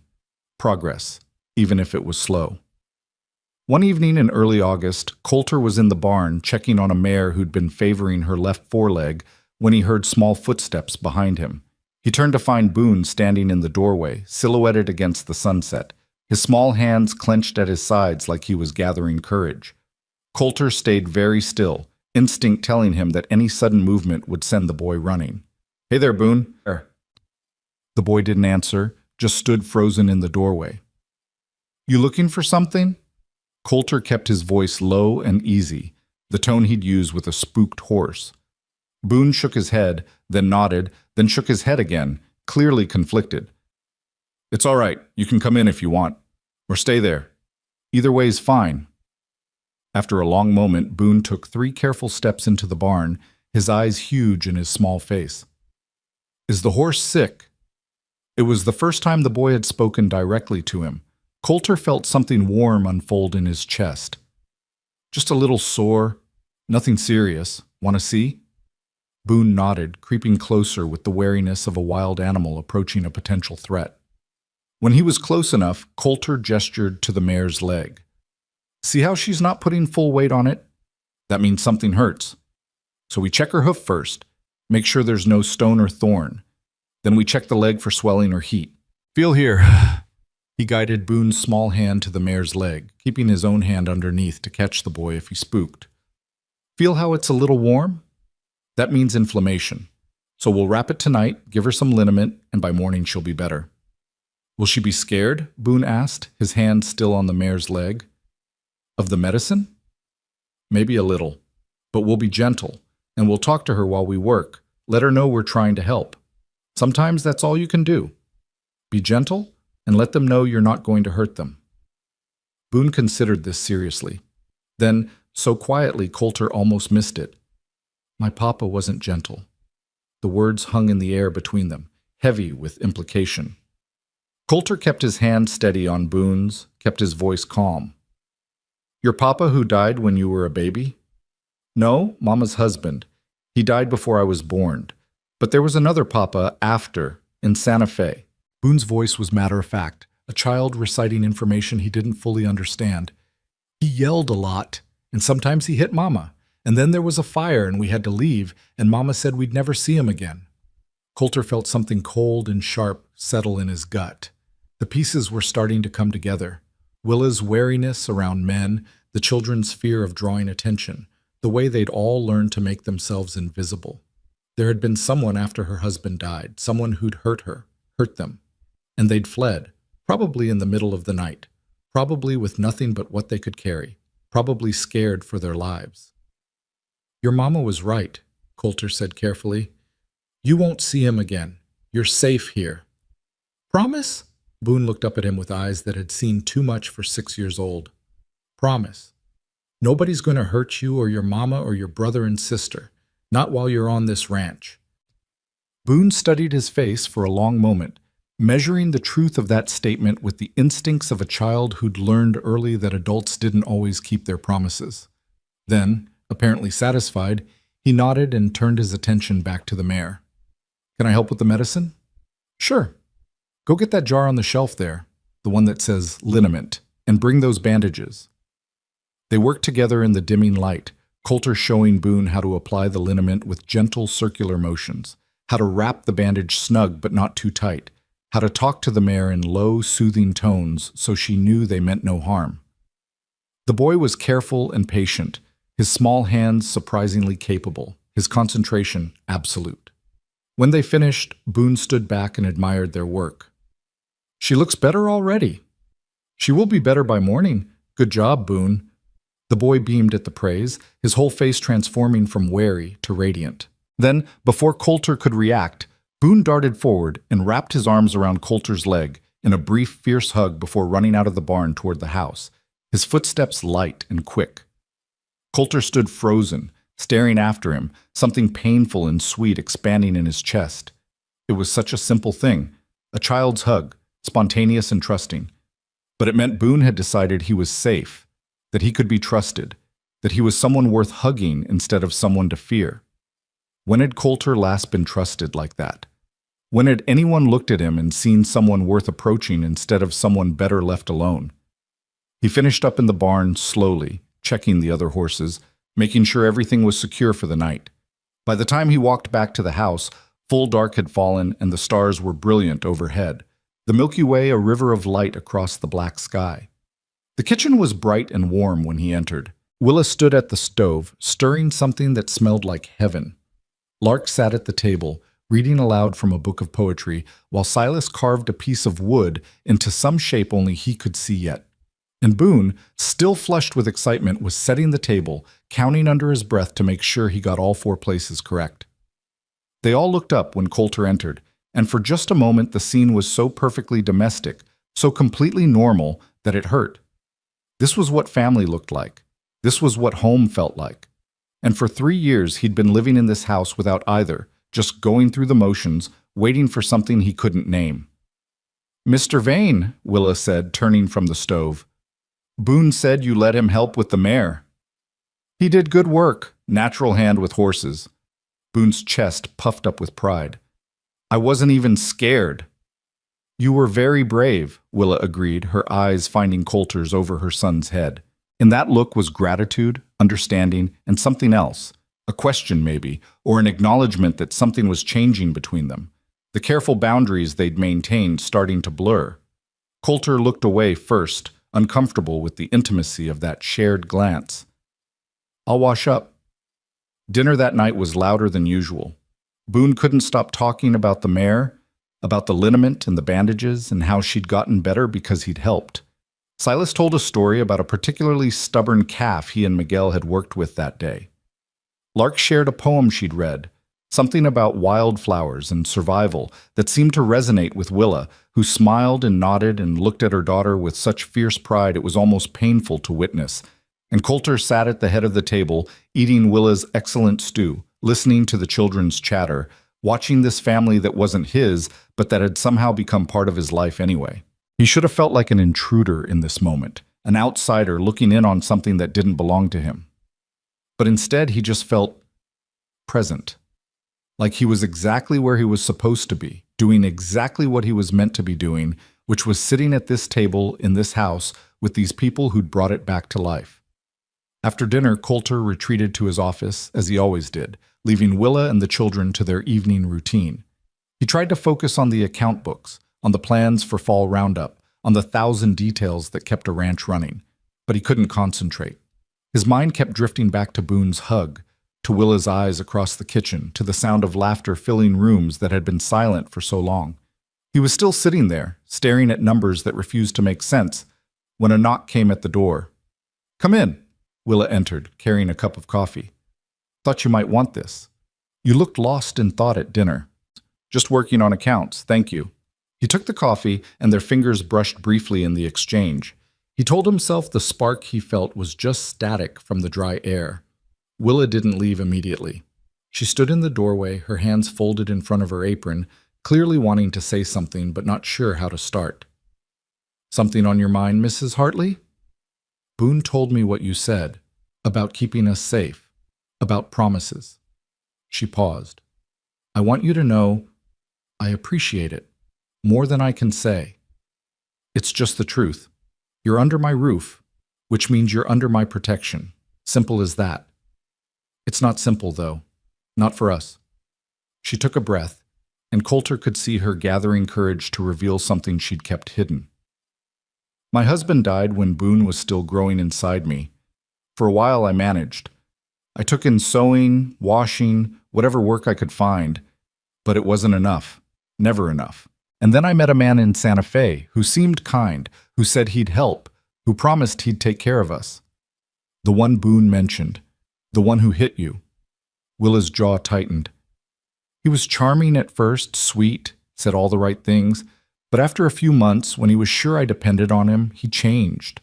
Started drinking, started gambling, started coming home angry and looking for someone to blame." She touched her arm unconsciously, and Coulter wondered what scars were hidden under her sleeves. "I tried to leave several times, but he always found us, said I owed him, that I'd let him on, that I was his property now." "You're not property. You never were." "I know that now, but back then, I was just trying to survive, trying to keep my children safe. And then one night he came home drunk and violent, and there was a fight, and a lamp got knocked over." Her voice dropped to barely above a whisper. "The whole place went up, saloon above, boarding rooms below. We got out, but others didn't, and people said I'd started it, that I was a scarlet woman who'd seduced a good man and then burned his business down when he tried to make me honest. That's not what happened." "No. But truth doesn't matter when people want to believe the worst." She looked at him directly, her gray eyes fierce. "So I took my children and we ran. Came here to New Mexico territory, where nobody knew us, where we could start fresh. And then I saw your notice, and I thought maybe, just maybe, this could be the place where we finally stopped running." Coulter set down his coffee cup carefully. "You're done running. This is your home now, for as long as you want it. Nobody's going to take that from you." "You say that now, but if people in Socorro find out about Santa Fe, about the fire, about the things people said, then they can mind their own damn business." His voice came out harder than intended. "You're not responsible for what some violent drunk did. You're not responsible for what some gossiping fools said about it. And anyone who has a problem with you having work and shelter will have to go through me first." Willa's eyes filled with tears, but she blinked them back fiercely. "Why? Why do you care what happens to us?" It was the same question she'd asked weeks ago when he'd sat beside her bed and promised to feed her properly. And Coulter still didn't have a good answer, or at least not one he was ready to speak aloud. Because caring about her children, meant opening himself up to the possibility of loss again, meant investing in something that could be taken away, meant feeling things he'd sworn he was done feeling. But sitting here in his office, looking at this woman who'd survived things that would have broken most people, who'd kept her children safe and whole despite impossible odds, who'd walked into his life and transformed his house from a tomb into a home, he couldn't lie to her. Couldn't pretend he didn't care when it was becoming increasingly obvious that he did. "Because you remind me that strength isn't about never falling down," he said finally. "It's about getting back up. And you've gotten back up more times than anyone should have to. That deserves respect, deserves support, deserves someone in your corner instead of always fighting alone." Willa stood very still, processing his words. Then, quietly, "Thank you for seeing me, for seeing us, for giving us a chance when you didn't have to.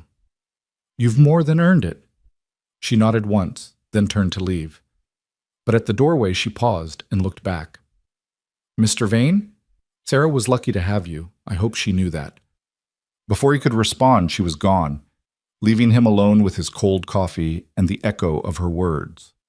Sarah had known. At least, he hoped she had. He'd tried to be a good husband, tried to give her everything she needed, tried to make her happy. But in the end, none of it had mattered. Love hadn't been enough to save her, and all his trying had just meant he'd watched helplessly while she slipped away. He didn't want to feel that helpless again. Didn't want to care about someone so much that losing them would destroy him. But looking at the doorway where Willa had stood, remembering the way her voice had cracked when she thanked him, the way her eyes had shone with unshed tears, he realized it might already be too late. He already cared, already felt protective, possessive even, of this family that had arrived on his doorstep with nothing and had somehow given him back something he'd thought was lost forever. The ability to feel, to hope, to imagine a future that included something more than just endless days of empty routine. It was terrifying and exhilarating in equal measure, and Coulter didn't know what to do with any of it except sit in his office and try not to think about how Willa's eyes had looked in the lamplight, how her voice had sounded when she'd called Sarah lucky, how much he wanted to promise her things he had no business promising. The next morning dawned clear and hot, promising another scorching August day. Coulter rose early and headed out to check the north pasture fence line, something he'd been putting off for weeks. It was hard work, hot and tedious, requiring miles of riding and careful examination of every post and wire. But it needed doing, and it would keep him away from the house, from Willa, from the complicated feelings he was trying very hard not to examine too closely. He'd made it about 6 miles out, deep in canyon country where the land folded into shadows and secrets, when he heard the sound that made every rancher's blood run cold. Distant gunfire. 3 shots in quick succession, then a pause, then 2 more. Could be hunters. Could be someone dealing with a rattlesnake or injured animal. Could be nothing at all. But the shots had come from the direction of the ranch, and Coulter was already wheeling his horse around, already kicking into a gallop, already running through possibilities in his mind and not liking any of them. The ride back seemed to take forever, his horse's hooves pounding the hard earth, the sun beating down mercilessly. More shots echoed across the canyon. Pistol fire, definitely, not a rifle. Someone shooting at something moving, missing more than hitting. Coulter crested the ridge above the ranch and saw the scene below, and his heart stopped. 3 men on horses in the yard, circling like wolves. Miguel was down, lying too still near the corral fence.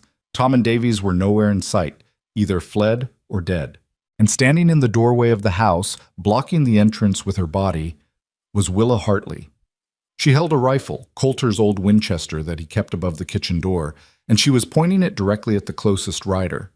Behind her, Coulter could see the shapes of her children, huddled together in the doorway she was defending. The rider was laughing, his pistol hanging loose in his hand, clearly not taking the threat seriously. Why would he? She was just a woman, probably didn't even know how to use that rifle, probably would faint at the first sign of real violence. He didn't know Willa Hartley. Coulter was already moving, already pulling his own rifle from its saddle scabbard, already calculating angles and distances, and the best way to end this without anyone else getting hurt. He was still too far away for an accurate shot, especially from horseback. He needed to get closer. One of the riders noticed him coming, shouted a warning. The others turned, and in that moment of distraction, Willa pulled the trigger. The shot went wide. She was shaking too badly to aim properly, but it made her point. She wasn't going to let them in the house. Wasn't going to let them near her children. Would die in that doorway before she'd surrender. The rider who'd been laughing wasn't laughing anymore. He raised his pistol, no longer playing, and Coulter felt something primal and fierce tear through him. He pushed his horse harder, closing the distance, bringing his rifle up even though the range was still too far, even though shooting from a galloping horse was next to impossible, even though he might hit Willa instead of the bandit. But he had to try.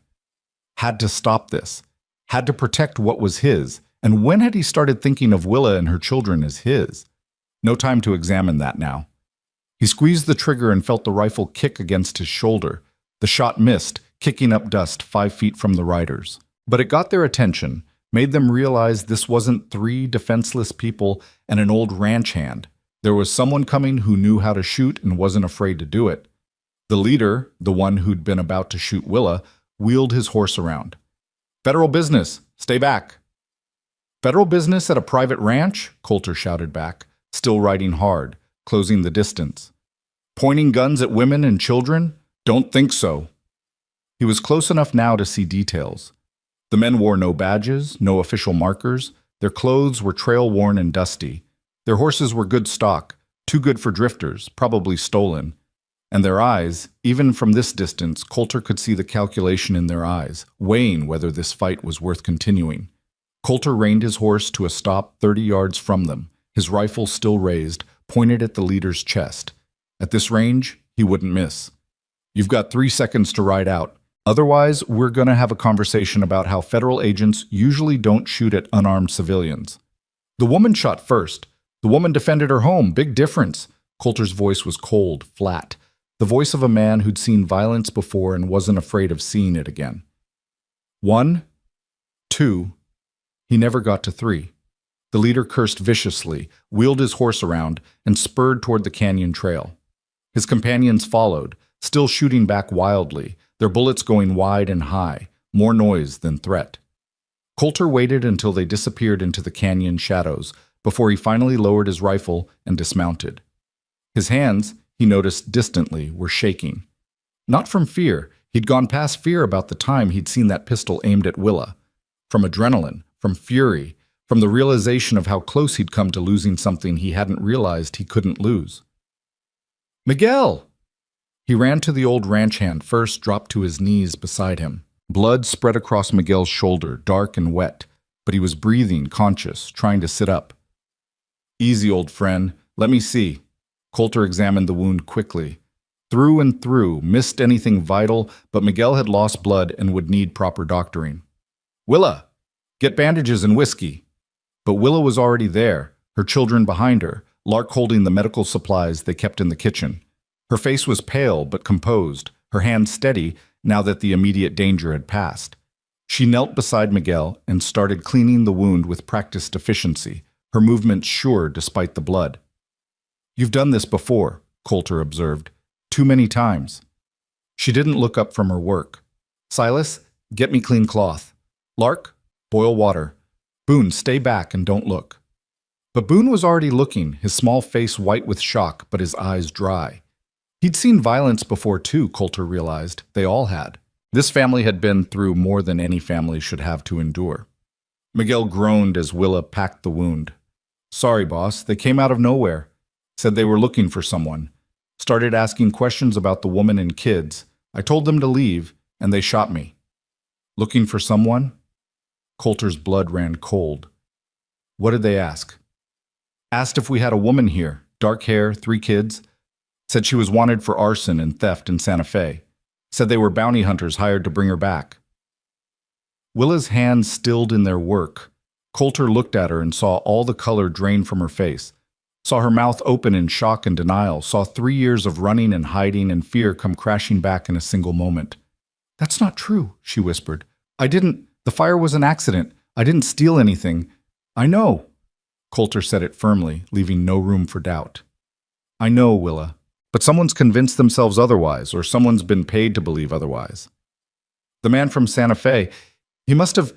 She broke off, horror dawning in her eyes. "He's coming for us. He found us." "Then we'll deal with him when he gets here." "You don't understand. He won't stop. He'll kill you, kill Miguel, burn the whole ranch down if that's what it takes. He's done it before." "I can't..." She stood abruptly, swaying slightly. "I have to leave. I have to take the children and go before he..." "You're not going anywhere." Coulter stood too, catching her shoulders before she could bolt. "You're safe here. I promised you that." "You can't promise that. You don't know what he's capable of." "Then tell me. Tell me everything, right now, so I know what we're dealing with." Willa looked at him with wide, terrified eyes. And in that moment, Coulter saw the full weight of what she'd been carrying. Not just the fear of being found, but the knowledge of what would happen when she was. The certainty that anyone who tried to help her would be hurt, that violence followed her like a shadow, that caring about her was dangerous. "His name is Evan Cross," she said finally, her voice barely above a whisper. "He owned the saloon in Santa Fe. And he didn't just hit me, he killed a man who tried to help me leave, shot him in the street, and claimed self-defense. No one questioned it because Evan had money, had influence. And when I finally got away, when the fire happened and gave me the chance to run, he swore he'd find me, swore he'd make me pay. And now he has." Coulter processed this information, his mind already working through options, strategies, defenses. 3 men had come today, and he'd driven them off. But they'd be back, probably with reinforcements.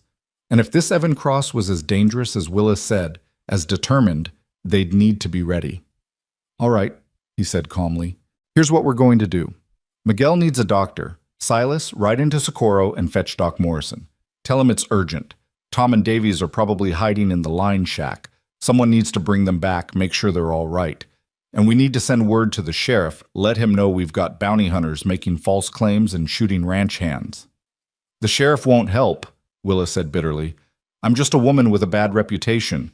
Evan's word against mine." "Maybe. But he's also a man who shot my ranch hand on my property. That's attempted murder, last I checked.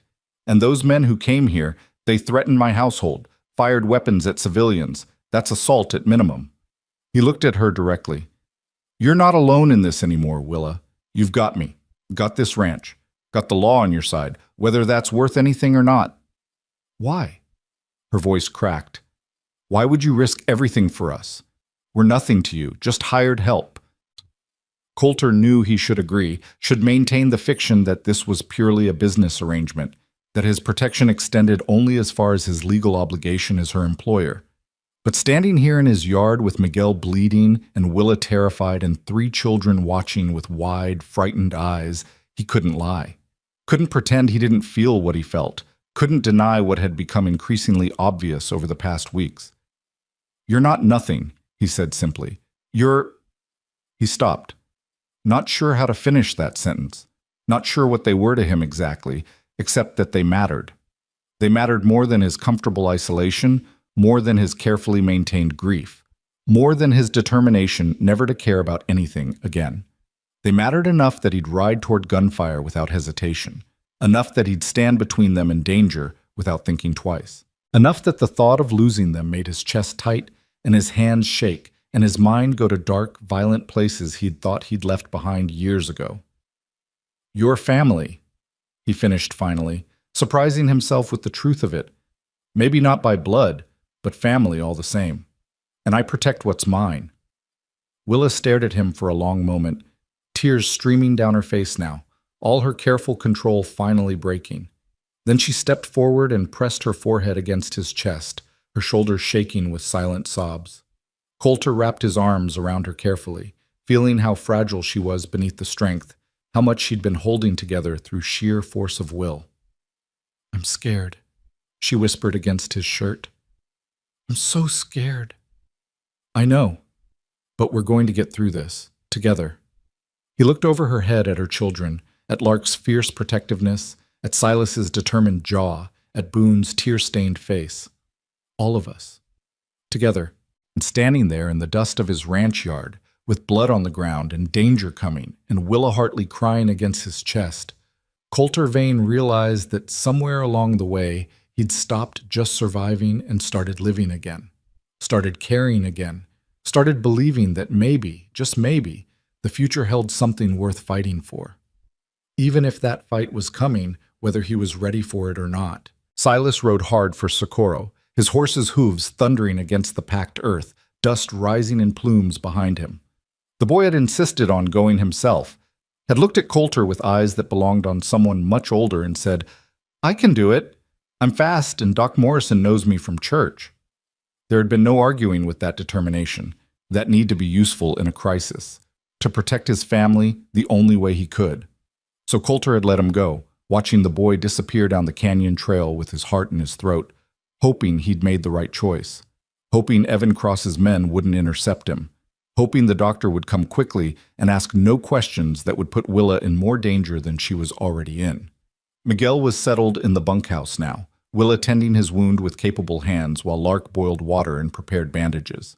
The old ranch hand had lost blood but was stable, conscious enough to curse fluently in Spanish about getting shot on his own land by cowards who couldn't aim straight.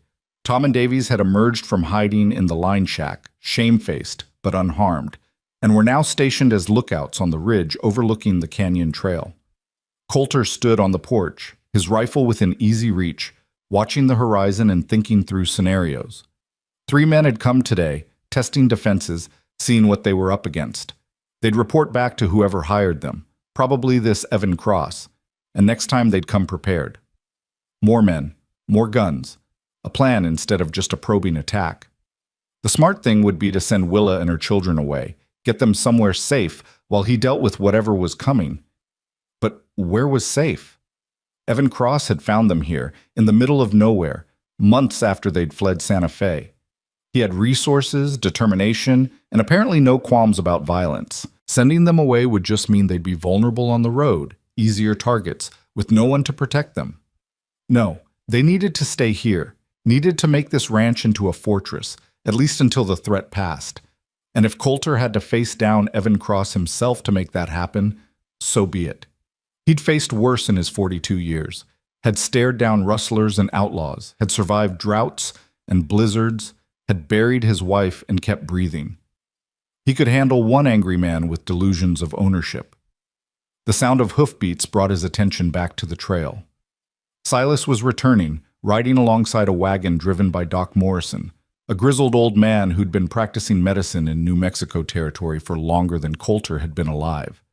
The doc pulled his wagon to a stop in the yard and climbed down with the creaking slowness of arthritis and age. "Heard you had some trouble," he said without preamble, grabbing his medical bag. "Boy says Miguel took a bullet. Through and through, shoulder. He's stable but needs proper patching." Doc Morrison grunted. "Anyone else hurt?" "No, sir." "Good. Where is he?" Coulter led the way to the bunkhouse, where Willa was still keeping watch over Miguel. She looked up when they entered, relief flickering across her face when she saw the doctor, quickly replaced by wariness when Doc Morrison's sharp eyes found her. "Mrs. Hartley, this is Doc Morrison. He's here to see to Miguel." The doctor nodded curtly at Willa, then bent over his patient with practiced efficiency. His hands moved quickly, examining the wound, checking for infection, assessing damage. After a few minutes, he straightened with a satisfied grunt. "Good work with the cleaning and packing. You've done this before." "Yes, sir," Willa said quietly. "Thought so. You've got the hands for it." He pulled supplies from his bag, preparing to properly stitch and dress the wound. "You can stay if you want. Help hold him steady. This is going to hurt." Miguel gritted his teeth. "Just do it, Doc. I've had worse." The next 20 minutes were tense, Miguel biting down on a leather strap while Doc Morrison worked, his needle quick and sure despite his age. Willa held Miguel's good shoulder, murmuring words of comfort in Spanish that Coulter hadn't known she spoke. When it was done, the old ranch hand was pale and sweating but alive, the wound properly cleaned and closed. "Keep it clean, change the bandages twice daily, watch for infection," Doc Morrison instructed, packing away his supplies. "If he gets a fever, send for me immediately. Otherwise, he should heal fine. Lucky the bullet missed everything important."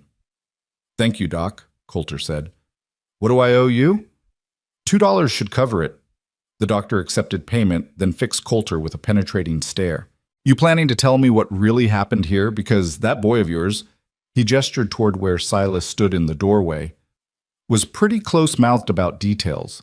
Just said there was shooting and Miguel got hurt." Coulter considered his options.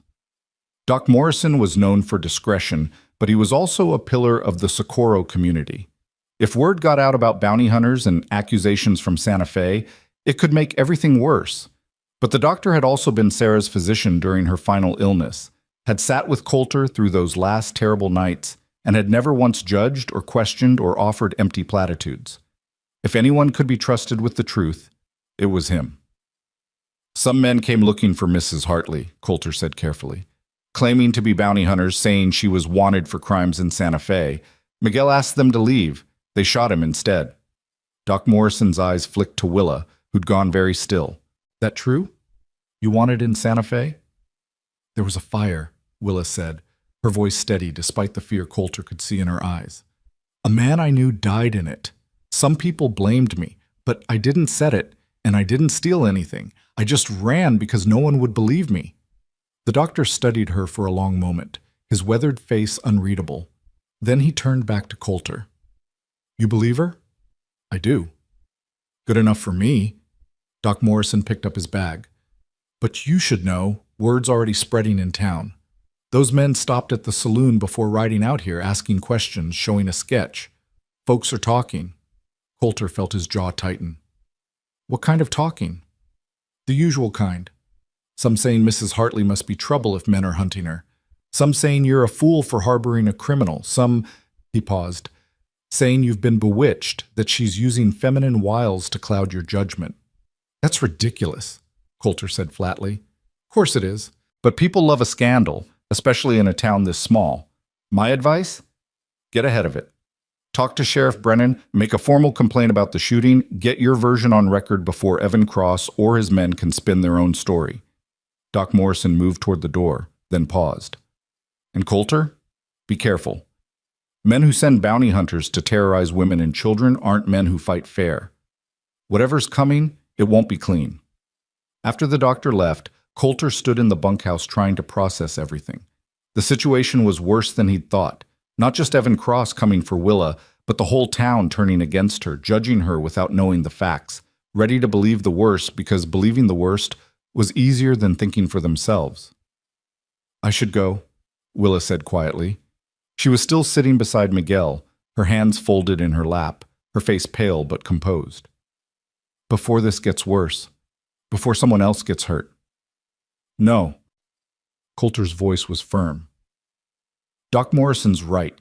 We need to get ahead of this. I'm riding into Socorro to talk to the sheriff, file a formal complaint. While I'm gone, you and the children stay in the house. Tom and Davies will keep watch. Miguel? He looked at the old ranch hand. You rest and heal. We're going to need you. Boss, I can still shoot with my left hand if it comes to that. It won't come to that. Coulter hoped he was telling the truth. But I appreciate it. He left the bunkhouse and found Silas waiting outside, his young face set in determined lines. I'm coming with you. No, you're staying here with your mother and sisters. I can help. Silas. Coulter put a hand on the boy's shoulder. I know you want to help, and you did help, writing for the doctor when it mattered. But the best thing you can do now is stay here and protect your family. Can you do that? The boy's jaw worked as he fought between his desire to be part of the action and his understanding that what Coulter was really asking was for him to be the man of the house while Coulter was gone. Finally, he nodded. Yes, sir. I'll keep them safe. I know you will. Coulter saddled a fresh horse and rode for Socorro as the sun began its descent toward the western mountains. The 15-mile journey gave him too much time to think, to worry, to imagine all the ways this could go wrong.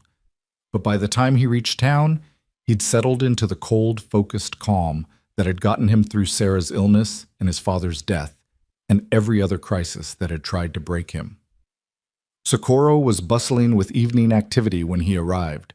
Miners coming in from the hills, ranchers restocking supplies, the usual collection of drifters and gamblers and people just passing through. Coulter tied his horse outside the sheriff's office and pushed through the door without knocking.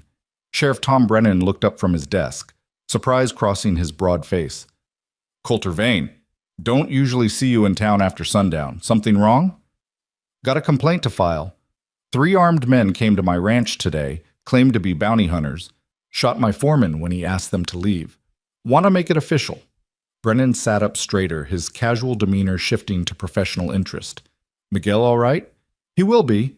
Doc Morrison patched him up, but the men who shot him are still out there, probably planning to come back. You know who they were? Get names? No names. But they were asking about my cook, Mrs. Hartley, claiming she's wanted for arson and theft in Santa Fe. Coulter kept his voice level, factual.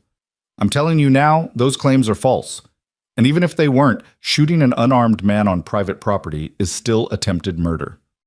Brennan leaned back in his chair, his expression thoughtful. Heard some talk this afternoon. 3 men came through, showing a sketch, asking questions. Said they were working for a man named Evan Cross, looking for a woman who burned down his establishment and stole from him. Did they show you any legal paperwork? Warrants, court orders, anything official? No, but they seemed pretty convinced she was guilty. They also seemed pretty convinced shooting my foreman was acceptable behavior. Should tell you something about their credibility. Coulter placed both hands flat on the sheriff's desk, leaning forward. Tom, I've known you 15 years, known your family, attended your daughter's wedding. So I'm asking you straight, Are you going to believe some drifters with guns and a story, or are you going to uphold the law? Brennan met his gaze steadily. I'm going to do my job, Coulter, which means investigating. Can't just take your word that Mrs. Hartley's innocent any more than I can take their word that she's guilty. Need to get the facts. Facts are simple.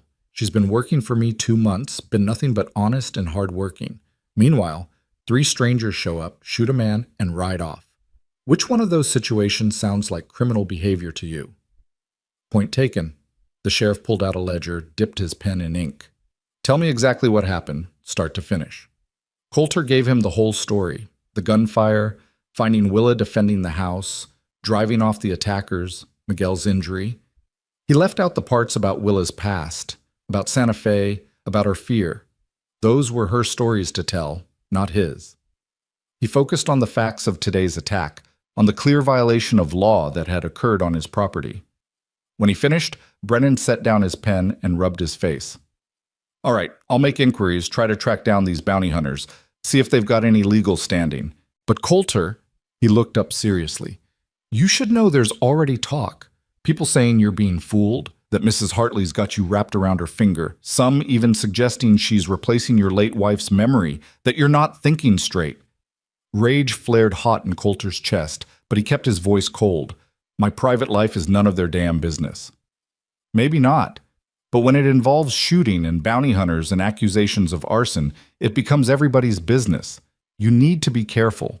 If this Evan Cross is as connected as he seems to be, if he's got resources to hire men and spread stories, this could get ugly. It's already ugly. Man sends armed thugs after a woman and her children. That's about as ugly as it gets. Coulter straightened. I'm going to say this once, Tom. Willa Hartley and her children are under my protection. Anyone who tries to hurt them will have to go through me. And I'm not going to be as restrained as I was today. Brennan's eyes narrowed. That sounds like you're planning to take the law into your own hands. That sounds like I'm planning to defend my property and my household from armed attackers. Big difference. The two men stared at each other for a long moment. Years of friendship and mutual respect balanced against their different understandings of what justice required. Finally, Brennan nodded slowly. Just don't do anything that'll force me to arrest you. I'd hate to have to lock up a friend. Then make sure those bounty hunters know that shooting people in New Mexico territory has consequences, friend or not. Coulter left the sheriff's office and stood on the wooden sidewalk, watching Socorro go about its evening business. He could feel eyes on him, curious and speculative. Word had spread fast. Within hours, everyone in town knew about the shooting at the Vane Ranch, about the accusations against his cook, about the scandal brewing just beneath the surface of their quiet territorial town. He should go home. Should get back to the ranch before full dark, make sure Willa and the children were safe. But there was one more stop he needed to make. One more person he needed to talk to before the situation spiraled completely out of control. The Socorro Territorial Church sat at the north end of town, a simple adobe structure with a wooden cross above the door. Coulter hadn't been inside since Sarah's funeral, hadn't wanted to face the sympathetic looks and empty platitudes and the weight of all those prayers that had done nothing to save her. But Pastor Williams was also the closest thing Socorro had to a moral authority, and if Coulter wanted the town to give Willa a fair hearing, he needed the pastor on his side. He found the old man in his small office behind the sanctuary, reading by lamplight. Pastor Williams looked up when Coulter knocked, surprise and pleasure crossing his lined face. Coulter Vane, it's been too long. Come in. Sit down.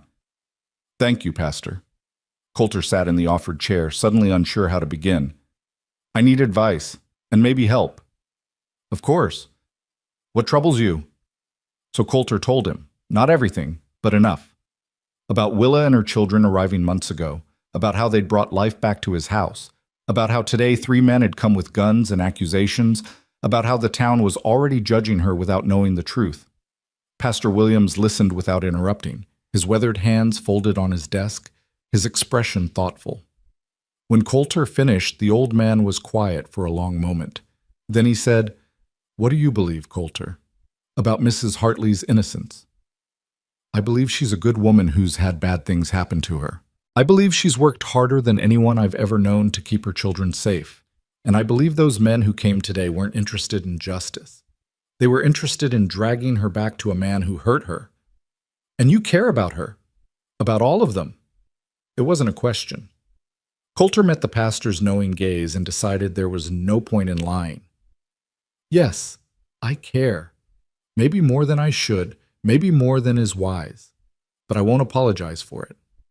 I'm not asking you to apologize. I'm asking you to be honest about what you're willing to risk for them.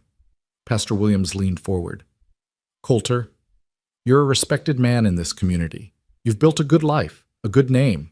If you stand by this woman against the accusations, against public opinion, against men who might be willing to kill to get what they want, you could lose everything. I already lost everything when Sarah died. The ranch is just a ranch. My reputation is just words. But Willa and her children, they're real. They're here. They need protection, and I'm the only one standing between them and men who'd do them harm. So yes, I'm willing to risk whatever needs risking. The pastor smiled, a small, sad smile that spoke of understanding hard-won truths. Then you have your answer, and you have my support. I'll speak to the congregation on Sunday. Remind them that judgment belongs to God, not to gossips and rumor mongers. I'll make it clear that Mrs. Hartley is a member of our community and deserves the benefit of doubt until proven otherwise. Thank you, Pastor. That means more than you know. Just promise me one thing, Coulter. Promise me you'll be careful, that you won't let anger or fear push you into doing something you can't take back. I promise to do what's necessary to protect my household.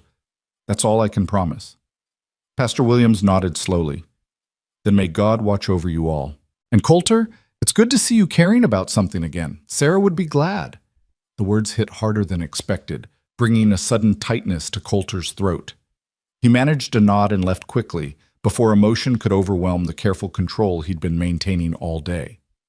The ride back to the ranch was dark and tense, every shadow potentially hiding threat, every sound potentially signaling danger.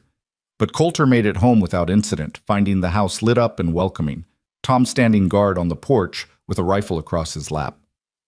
All quiet, boss, the young ranch hand reported. Nobody's come near since you left. Good. Stay alert. They might try something at night. Inside, the house smelled like coffee and cornbread. Willa was in the kitchen, moving between stove and table with practiced efficiency, despite the stress lines around her eyes. The children were at the table, Lark mending clothes by lamplight, Silas cleaning a rifle that was too big for him, Boone drawing pictures on a slate, his tongue caught between his teeth in concentration. They all looked up when Coulter entered, hope and fear mingled in their faces. "How's Miguel?" Coulter asked first. "Sleeping. No fever yet. I'll check on him again in a few hours." Willa's hands twisted in her apron. "What did the sheriff say?" "He's making inquiries. I filed a formal complaint about the shooting. He'll look into whether those men have any legal standing." Coulter hung his hat on the peg by the door. "Also talk to Pastor Williams. He's going to speak to the congregation, try to head off the gossip." "And will it help?" Willa's voice was small, doubtful. "I don't know, but it's better than doing nothing." He looked at her directly. "Willa, I need you to tell me everything about Evan Cross. Not just what happened, but who he is, what resources he has, what we're really up against. Can't fight an enemy I don't understand." She glanced at her children, clearly not wanting to discuss this in front of them. Coulter understood. "Lark, take your brothers to your room. Let your mother and me talk." The children obeyed without argument, Lark shepherding her brothers away with quiet efficiency. When the door closed behind them, Willa sank into a chair and put her head in her hands. "I don't know where to start." "Start at the beginning, when you met him." So she did. The story came out slowly, painfully, each word dragged from memory like pulling arrows from flesh.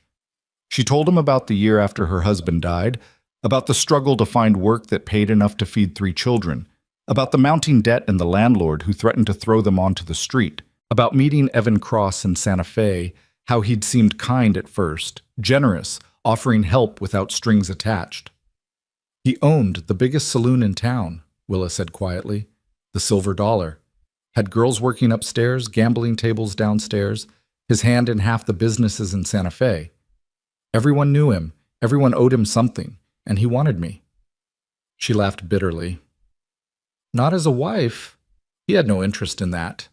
But as property. Something beautiful he could own and control. How long were you with him? 8 months? 8 months of him getting more possessive, more violent, more convinced that I belonged to him. I tried to leave 3 times. First time, he found me at the edge of town and dragged me back. Second time, he paid the stagecoach driver to refuse me passage. Third time, her voice broke. Third time, a man tried to help me. A merchant who'd been kind to my children. Evan shot him in the street, claimed the man had tried to rob him. No one questioned it. No one dared. And the fire? I was working in the saloon. He made me serve drinks, made me smile at his customers. That night, he came up drunk and angry, started accusing me of flirting with a gambler.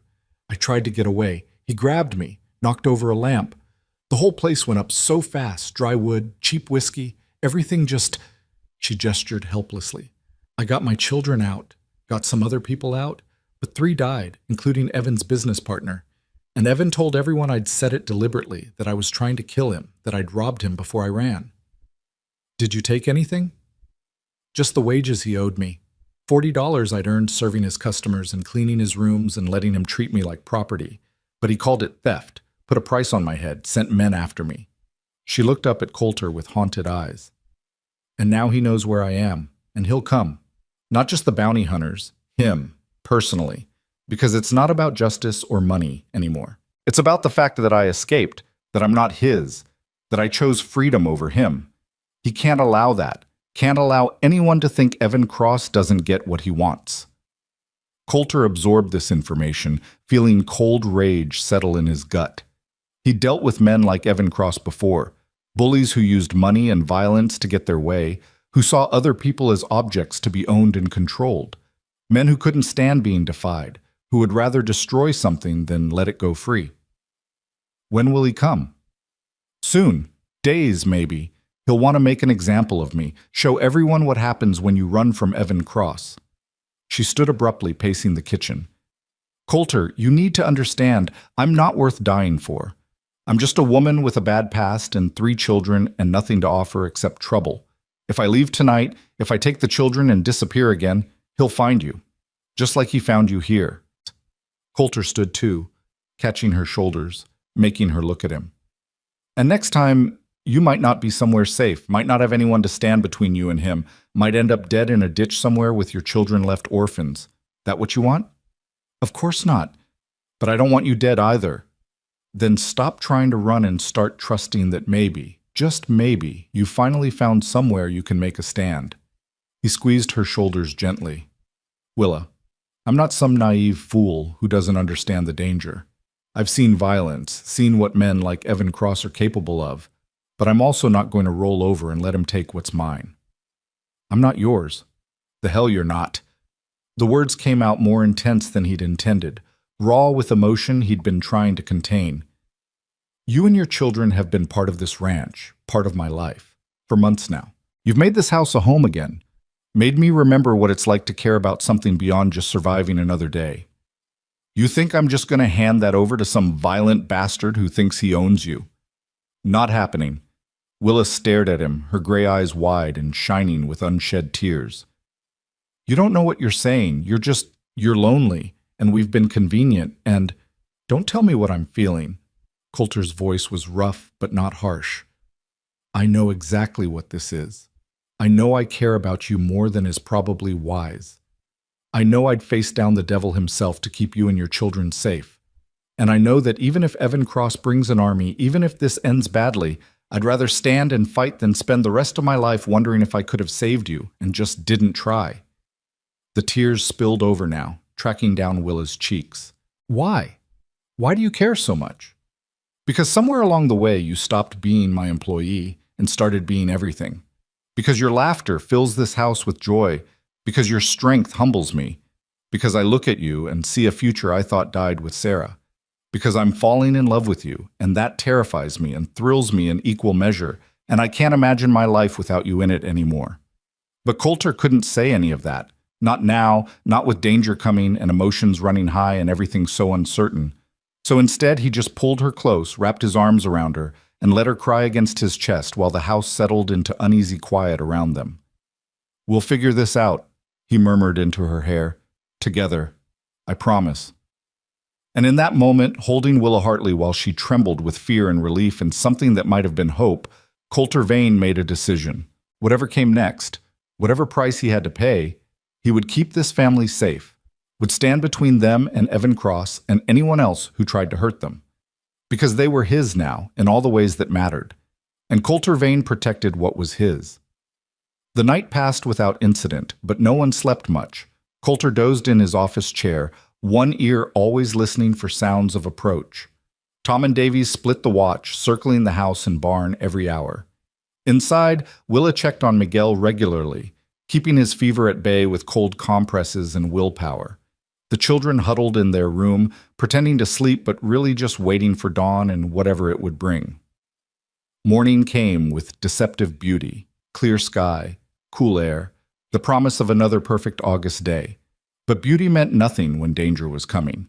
Beauty just made it easier to see your enemies approaching across the empty desert. Coulter was drinking coffee on the porch when he saw the dust cloud on the horizon. Not 3 riders this time. 6, maybe 7. Moving with purpose, not bothering to hide their approach. Coming in daylight because they didn't need to hide anymore. "Tom, Davies, riders coming!" His voice carried across the yard, sharp and urgent. "Get positions." The ranch hands scattered, Tom to the barn loft with a rifle, Davies behind the water trough with a clear line of sight to the main approach. Miguel emerged from the bunkhouse, his wounded shoulder strapped tight, his left hand holding a pistol with grim determination. "You should be resting," Coulter told him. "Rest when I'm dead, boss. Today's not that day." Willa appeared in the doorway, her children behind her, her face pale but composed. "How many?" 7, maybe more. Coulter checked his rifle, made sure his pistol was loaded and ready. "Get back inside. Lock the doors. Don't come out unless I tell you." I can shoot. Willa, please. He looked at her directly. "I need to know you and the children are safe. Need to focus on what's coming without worrying about you. Can you do that for me?" She hesitated, then nodded. "Be careful." "Always am." She retreated into the house and Coulter heard the door bolt slide home. Good. Whatever happened next, at least they'd be protected. At least he wouldn't have to worry about a stray bullet finding them. The riders grew closer, resolving from dust cloud to distinct shapes.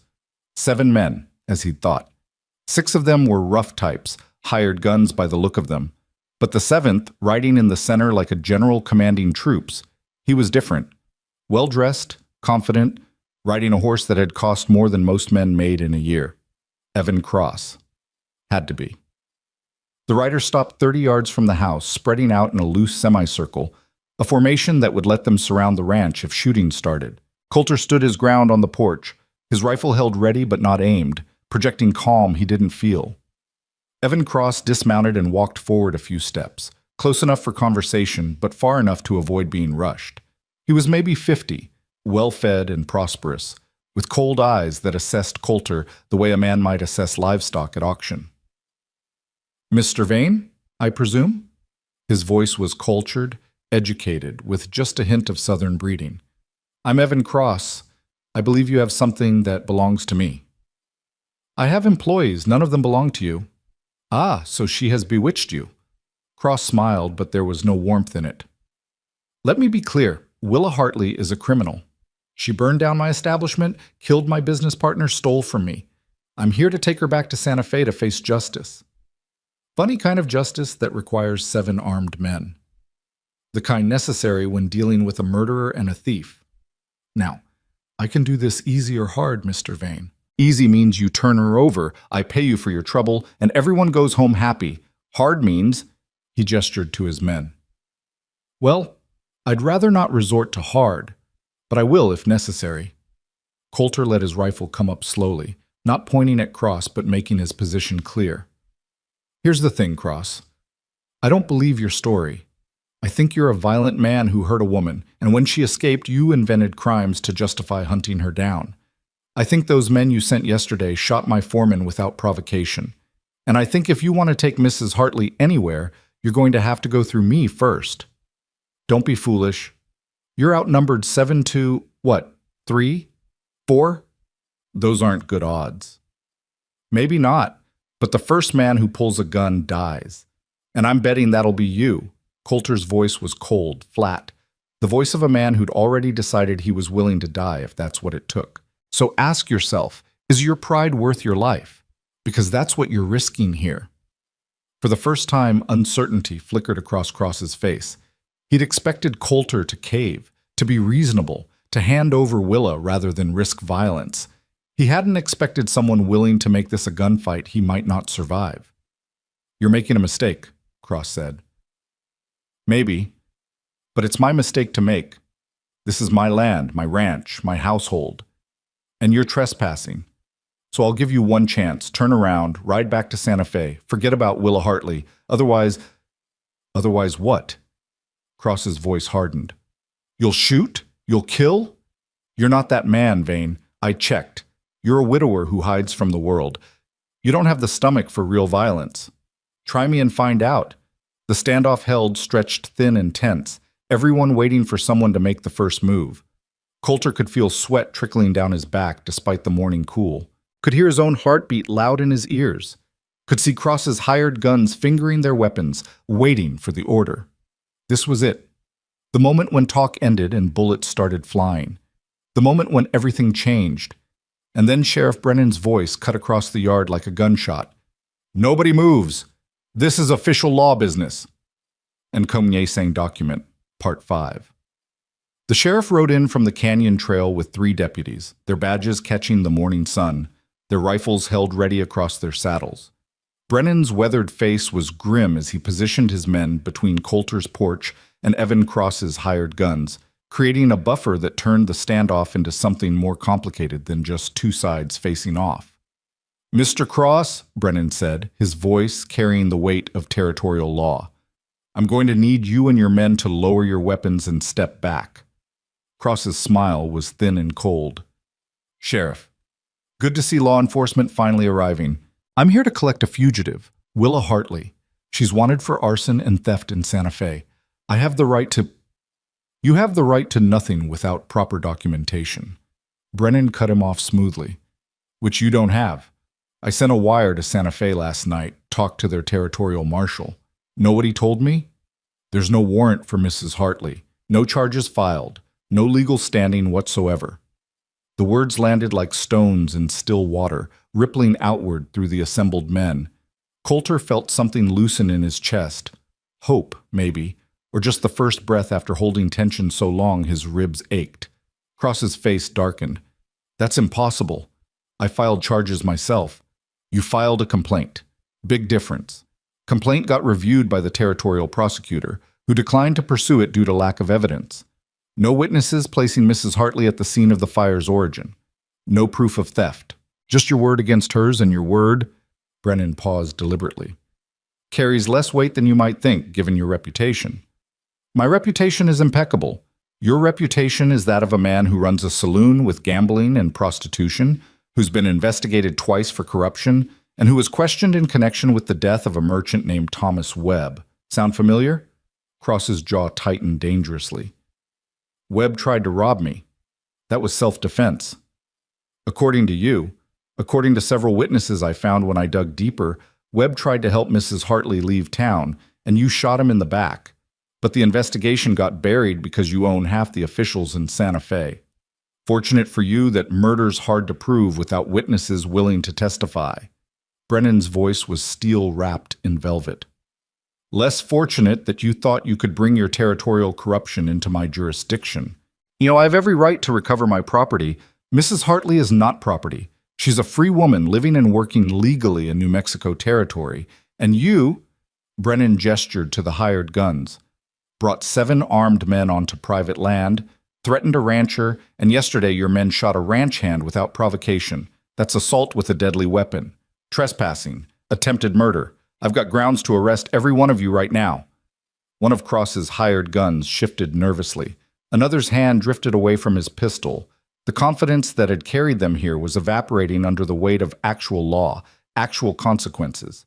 They were hired muscle, not outlaws willing to face hanging for someone else's obsession. Cross saw his advantage slipping and played his last card. "Sheriff, I don't think you understand who you're dealing with. I have connections.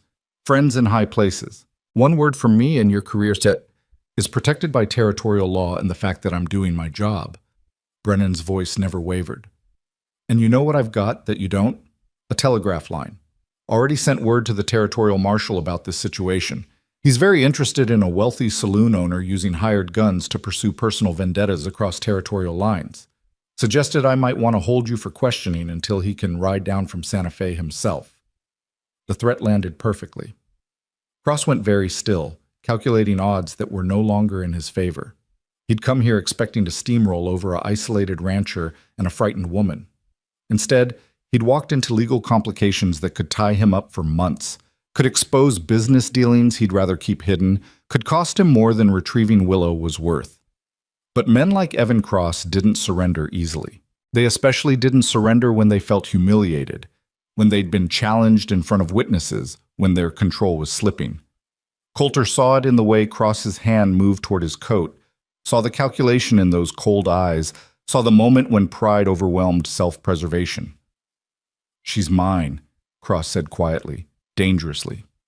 "And I don't leave empty-handed." His hand went for the pistol hidden in his coat. Coulter's rifle came up on pure instinct, but he was too far away, the angle wrong, and Cross was fast, practiced, his gun clearing leather with the smooth motion of someone who'd done this before. The shot that rang out didn't come from Coulter's rifle. It came from the house. From the second-floor window Coulter had forgotten even existed because he never went up there anymore. The bullet took Cross in the shoulder, spinning him sideways, his pistol falling from suddenly nerveless fingers. Willa stood in that window, Coulter's other rifle, the one he'd stored in the upstairs bedroom he couldn't bear to enter, smoking in her hands. Her face was pale but set, her gray eyes fierce with the determination of someone who'd finally stopped running and decided to fight. "I said no," she called down, her voice carrying across the suddenly silent yard. "I said no to you 3 years ago in Santa Fe, and I'm saying no now. I'm not yours. I was never yours. And if you come after me or my children again, the next bullet won't be in your shoulder." The hired guns scattered like startled birds, hands up, moving away from Cross, making it clear they wanted no part of this anymore. Sheriff Brennan was already moving, his deputies with him, surrounding Cross before the wounded man could recover his pistol. "Evan Cross, you're under arrest for attempted assault, trespassing, and about 6 other charges I'll think of on the ride back to Socorro." Brennan gestured to his deputies. "Get him bandaged and on a horse. The rest of you," he addressed the hired guns, "you've got 1 hour to be out of this territory. After that, I see any of you. I'm assuming you're part of Cross's criminal enterprise and arresting you accordingly." They didn't need to be told twice. Within minutes, 6 horses were galloping back down the canyon trail, kicking up dust in their desperation to be gone. Cross, his shoulder wrapped in rough bandages, sat on his horse with his hands bound, his face twisted in rage and pain and disbelief that this had happened, that he'd lost, that a woman he'd thought he owned had shot him. Brennan mounted up, then paused and looked at Coulter. "That was close. Too close. You should have sent for me earlier. Didn't know if you'd come." "I'm the law. Of course I'd come." The sheriff's expression softened slightly. "You did good, Coulter. Standing up for what's right, even when it wasn't easy. Your father would have been proud." Then they were gone. Evan Cross and his failed vengeance disappearing down the trail toward Socorro and jail, and the legal consequences he'd thought his money could protect him from. The silence that followed was profound, broken only by the sound of Coulter's boots on the stairs as he took them 3 at a time, heading for the second floor, for the room he hadn't entered in 3 years, for Willa. She was still standing at the window, the rifle hanging loose in her hands now, her whole body shaking with reaction. Coulter crossed the room and carefully took the rifle from her, setting it aside before pulling her into his arms. "You shot him," he said, half laughing, half shocked. "You actually shot him. I couldn't let him hurt you, couldn't let him take me, couldn't—" Her voice broke. "I'm so tired of running, Coulter, so tired of being afraid. And when I saw him reaching for his gun, saw you in the line of fire, I couldn't lose this. Couldn't lose you." Coulter held her tighter, burying his face in her hair, breathing in the scent of her, soap and sunshine and courage that had carried her through hell, and out the other side. "You didn't lose anything. You won. We won. Is it really over? She pulled back enough to look at his face, her eyes searching for truth. Can it really be over?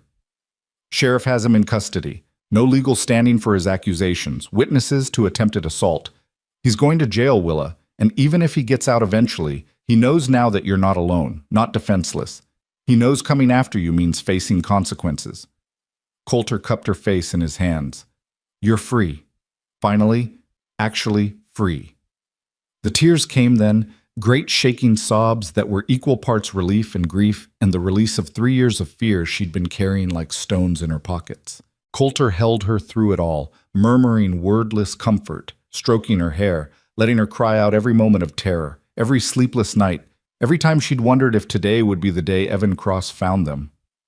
When the storm finally passed, Willa looked up at him with red-rimmed eyes and a tremulous smile. I shot him from Sarah's room, from her window. I hope she doesn't mind. She wouldn't mind. Coulter looked around the room he'd been avoiding, seeing it now with new eyes. Sarah's embroidery still hung on the wall, her hairbrush still sat on the dresser, the curtains she'd sewn still framed the window where Willa had made her stand. She'd probably say it was about time someone used this room for something useful, instead of letting it gather dust as a shrine.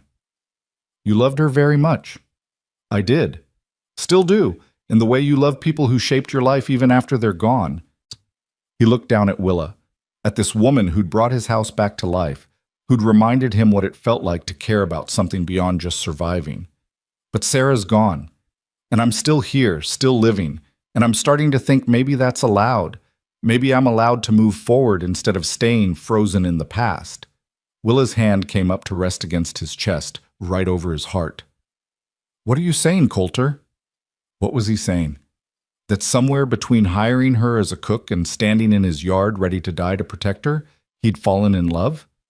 That watching her defend her children with fierce maternal devotion had shown him what real strength looked like? That coming home to her smile and her cooking and the sound of her children's laughter had healed wounds he'd thought were permanent? All of that, none of that, everything compressed into the simple truth that he couldn't imagine his life without her anymore. I'm saying stay, he said simply. Not as an employee, not hiding in the housekeeper's room like you're just passing through.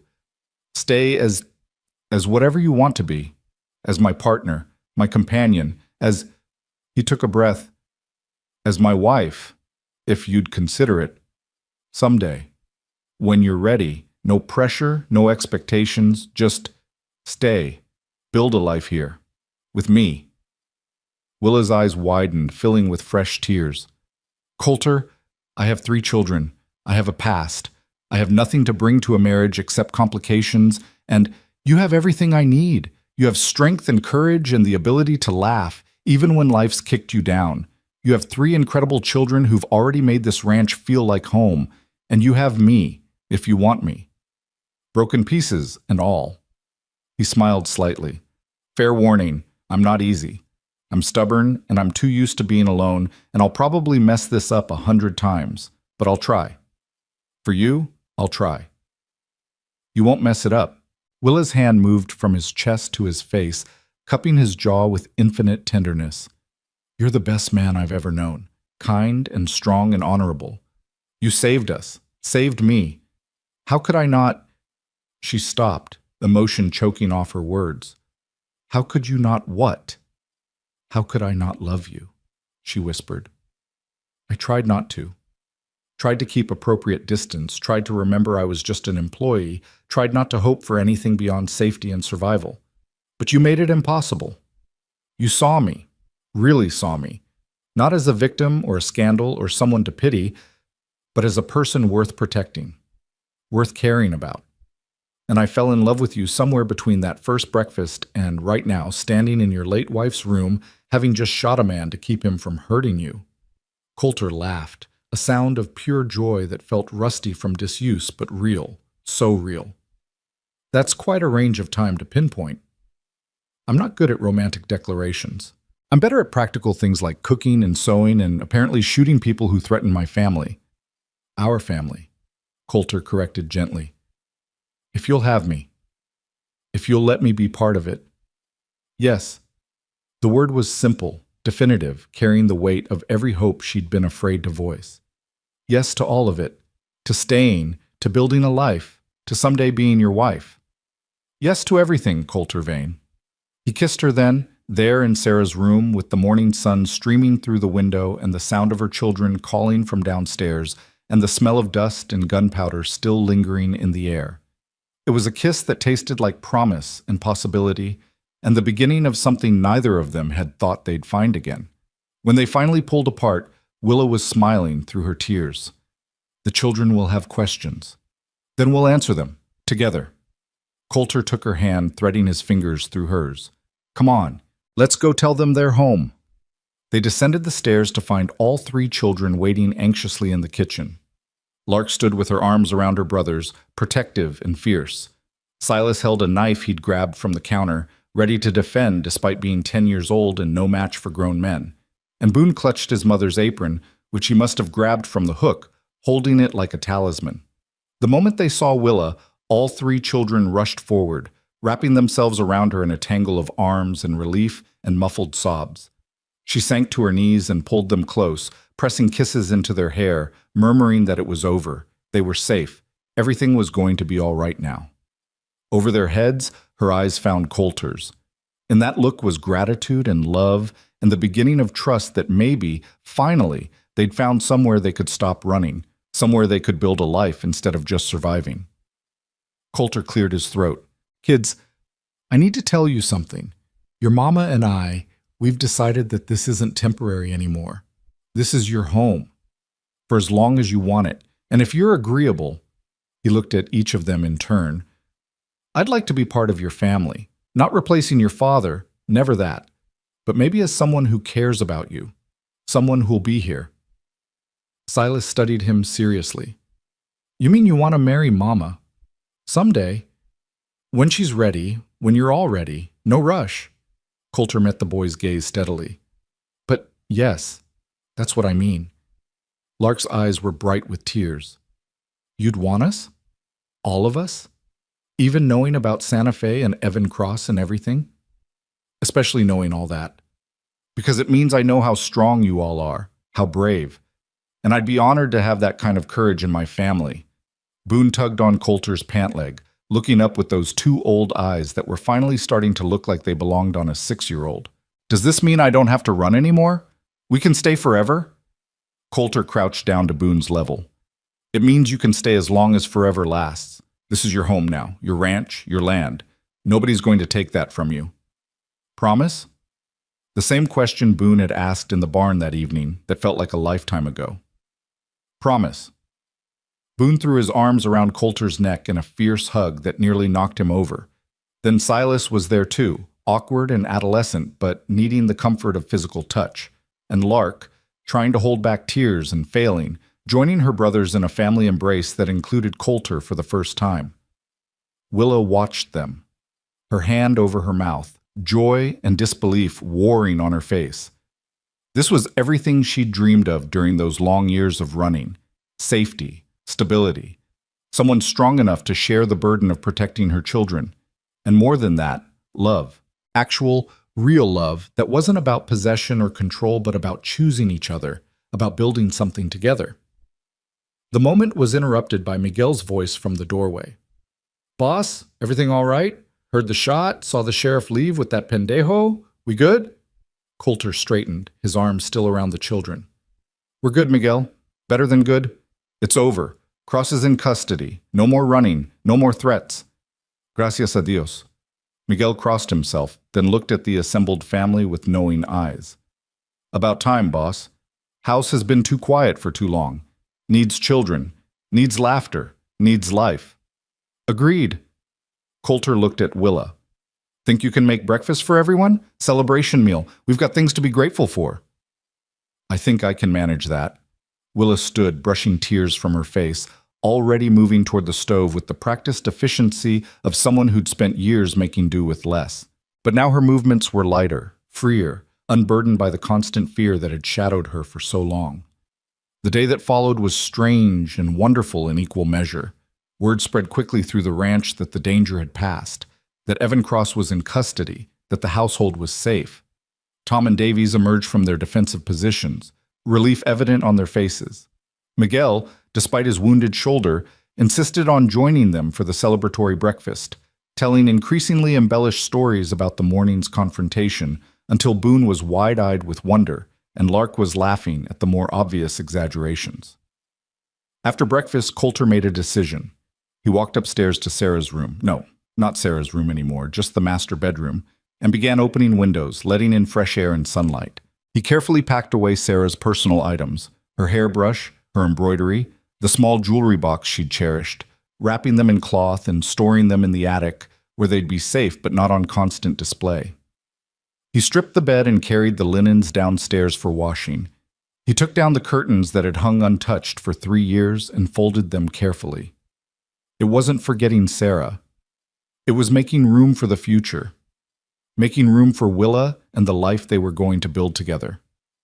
Willa found him there as he was finishing, her arms full of fresh linens. "I can do this. You don't have to. I want to." Coulter took the linens from her and began making the bed with her help.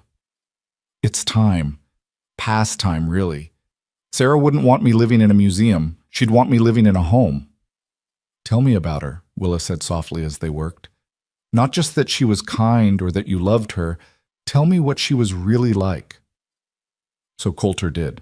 He told her about Sarah's terrible singing voice and how she sang anyway, at the top of her lungs, while she gardened. About how she couldn't cook to save her life but kept trying, producing meals that ranged from barely edible to actually dangerous. About her habit of collecting stray animals until the ranch had more barn cats than cattle. About the way she'd laugh at her own jokes before she finished telling them, making everyone else laugh too just from her joy. "She sounds wonderful," Willa said when he finished. "She was. And she'd like you, I think. Would appreciate your strength, your practical nature, your ability to actually cook something that doesn't poison people." He smiled slightly. "She'd probably make some terrible joke about how I finally found someone who could keep me fed properly. I'd like to think she'd approve. Of us. Of this." Willa smoothed the fresh quilt across the bed. "She would." Sarah believed in living, in loving, and not wasting the time you're given. She'd be glad I'm not wasting mine anymore. They finished preparing the room in companionable silence, transforming it from a shrine to the past into a space ready for the future. When they were done, Coulter looked around at the clean, bright room and felt something inside him finally settle. Grief would always be there. He'd always miss Sarah, always carry the memory of her. But grief didn't have to be his whole life, didn't have to prevent him from moving forward, from loving again, from building something new. The weeks that followed were a study in adjustment. Willa and the children moved from the cramped housekeeper's room into proper bedrooms. Lark got the small room at the front of the house with the window overlooking the garden she'd brought back to life. The boys shared the larger room at the back, with space for their growing collection of carved animals and books and the 1,000 small treasures of childhood. And Willa, after much discussion and careful consideration of propriety, moved into the master bedroom with Coulter. "People will talk," she'd warned him. "Let them talk. We know the truth, that we're building a life together, that we're committed to each other, that we'll make it official as soon as you're ready. What anyone else thinks doesn't matter." So she'd moved her few possessions into the room that was now theirs, hanging her dresses next to his shirts, placing her hairbrush on the dresser beside where Sarah's used to sit, claiming space with a hesitancy that gradually faded into belonging. The ranch flourished under their combined efforts. Willa's organizational skills and Coulter's ranching knowledge created a partnership that made everything run smoother. She took over the account books, discovering she had a head for numbers that let her track expenses and income with precision. She negotiated better prices with suppliers in Socorro, charming them with her directness and fair dealing. She turned the ranch house into the kind of place people actually wanted to visit, hosting Sunday dinners that drew the neighboring ranchers and their families. And slowly, painfully slowly, the gossip that had threatened to destroy them died down. When people saw how happy the children were, how well the ranch was running, how Coulter smiled again after 3 years of grief, they started to revise their opinions. Pastor Williams's Sunday sermon on the sin of judgment helped. Sheriff Brennan's regular reports on Evan Cross's trial and conviction helped more. But what helped most was time. and the simple evidence that this unconventional family was thriving in ways that conventional families often didn't. Silas grew into his role as Miguel's apprentice, his thin frame filling out with good food and hard work. By fall roundup, he could rope a calf almost as well as the adult hands, his young face serious with concentration, his movements sure. Miguel treated him like a grandson, teaching him not just ranch work, but life lessons about honor and hard work, and treating people with respect regardless of their station. Lark blossomed in the stability of a home that wouldn't be ripped away without warning. She started school in Socorro, riding in 3 days a week with Tom when he went for supplies, and astonished her teacher with her reading level and hunger for learning. She talked about maybe becoming a teacher herself someday, maybe starting a school for ranch children who couldn't get to Socorro regularly. Coulter encouraged her dreams, ordered books from as far away as Kansas City, made it clear that her future was limited only by her own ambition. And Boone finally got to be a child. He played in the dirt and helped with the animals and asked endless questions about everything from why the sky was blue to how horses knew where to put their feet. The fear that had shadowed him faded gradually, replaced by the confidence of a boy who knew he was loved, who knew he was safe, who knew tomorrow would come, and he'd still be here in this place that was home. As autumn painted the mountains in shades of gold and crimson, Coulter realized something had shifted in him. The emptiness that had defined his existence for 3 years was gone, filled by laughter and purpose, and the simple pleasure of coming home to people who were glad to see him. He still missed Sarah, would always miss her, but the grief no longer consumed him. It had become something he carried rather than something that carried him, a part of his story, but not the whole story. One evening in late October, with the first snow threatening in the mountains and the smell of Willa's beef stew filling the house, Coulter gathered everyone in the front room. The children sat on the floor in front of the fireplace, Boone drowsy against Lark's shoulder, Silas whittling a piece of wood into some shape only he could envision yet. Willa sat in the chair Sarah used to favor, her hands busy with mending, her face peaceful in the firelight. "I've been thinking," Coulter began, then stopped, not sure how to say what needed saying. He tried again. "We've been living together as a family for months now. The children call this home. Willa runs this household like it's hers because it is hers, and I'm happier than I've been in years, maybe happier than I've ever been." "But," Willa prompted gently, "but I want to make it official. Want to stand up in front of Pastor Williams and the whole town and say that you're my wife, that these children are mine, that we're a family in every way that matters." He looked at each of them in turn. "I know we talked about waiting, about taking our time, but I don't want to wait anymore. I want everyone to know you belong here, belong with me. If," he swallowed hard, "if you'll have me." Willa set down her mending, her gray eyes shining in the firelight. "Are you proposing to me, Coulter Vane?" "I am. Properly this time, not in the middle of a crisis or while I'm covered in dust from the range. I'm asking if you'll marry me, be my wife. Let me be a father to your children. Build this life with me permanently." "What do the children think?" Willa looked at Lark, Silas, Boone. "This affects you as much as it affects me." Lark answered first, her voice thick with emotion. "I think Mr. Vane, Coulter, is the best man I've ever known. I think he's been more of a father to us in 6 months than anyone ever was. And I think you smile more when you're with him, Mama. Real smiles, not the ones you wear when you're pretending everything's fine." Silas nodded seriously. "Miguel says a good man protects his family and keeps his word. Coulter does both. That's good enough for me." Boone just crawled over to Coulter and climbed into his lap, wrapping small arms around his neck. "You're my papa now, right?" Coulter's throat tightened dangerously. "If you want me to be." "I want." Boone settled against his chest with the complete trust of a child who'd finally found safety. "Forever and ever. Forever and ever," Coulter agreed, his voice rough with emotion. Willa stood and crossed to where Coulter sat with Boone in his lap. She cupped his face in her hands, her touch gentle, her eyes searching his. "You're sure? No doubts? No reservations? Because once we do this, we're truly a family. My past, my complications, my children, all of it becomes yours." "I know. I'm counting on it." He covered her hands with his. You brought my life back, Willa. Brought my house back. Brought me back. I was just existing before you arrived, going through motions, waiting for nothing. But you and your children, you gave me a reason to actually live again. So yes, I'm sure. More sure than I've been about anything in a very long time. Then yes, she whispered. Yes, I'll marry you. Yes to building this life together. Yes to everything. He kissed her then, mindful of the children watching but needing to seal the promise with more than just words. It was a gentle kiss, full of love and commitment, and the certainty that this was right. This was what they were both meant to find after all the years of loss and loneliness. When they pulled apart, all three children were grinning. Even Silas, who prided himself on being too grown up for sentiment, couldn't hide his smile. When?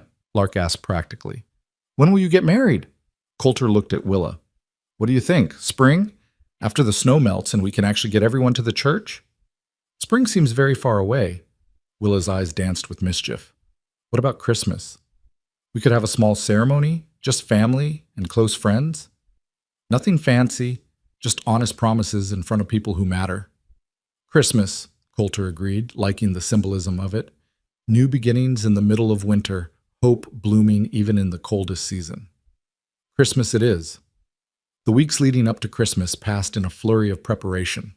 Willa sewed herself a dress from the blue calico Coulter had bought months ago, working by lamplight after the children were asleep, her needle flying through fabric with practiced ease.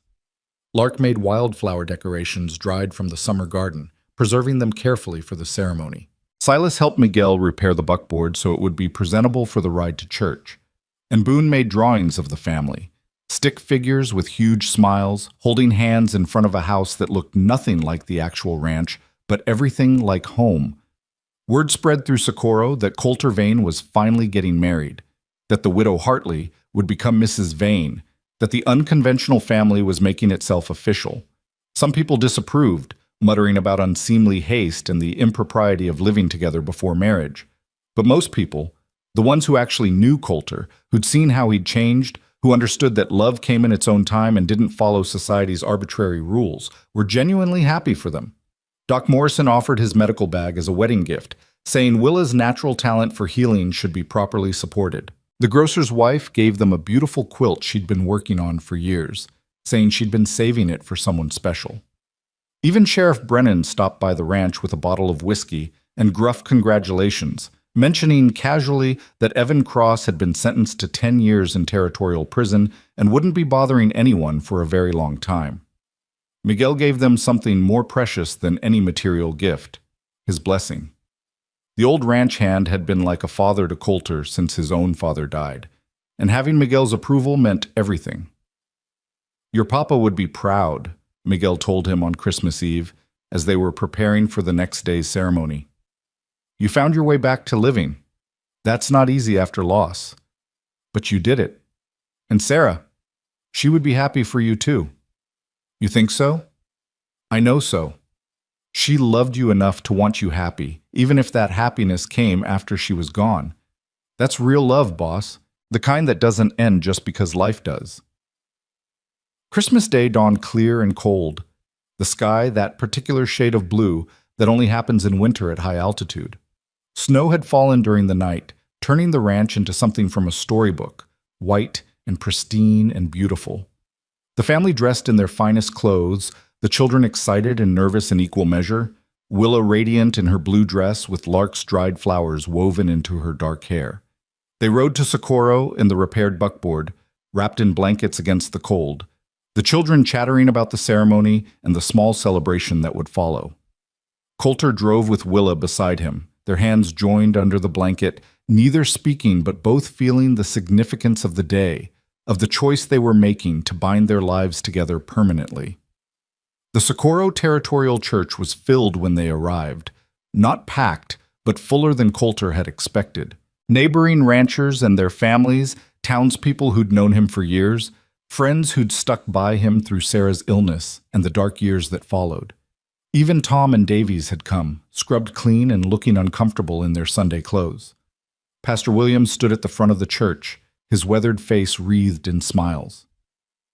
Dearly beloved, he began when everyone was settled. "We are gathered here on this blessed Christmas day to witness the union of Coulter Vane and Willa Hartley in holy matrimony."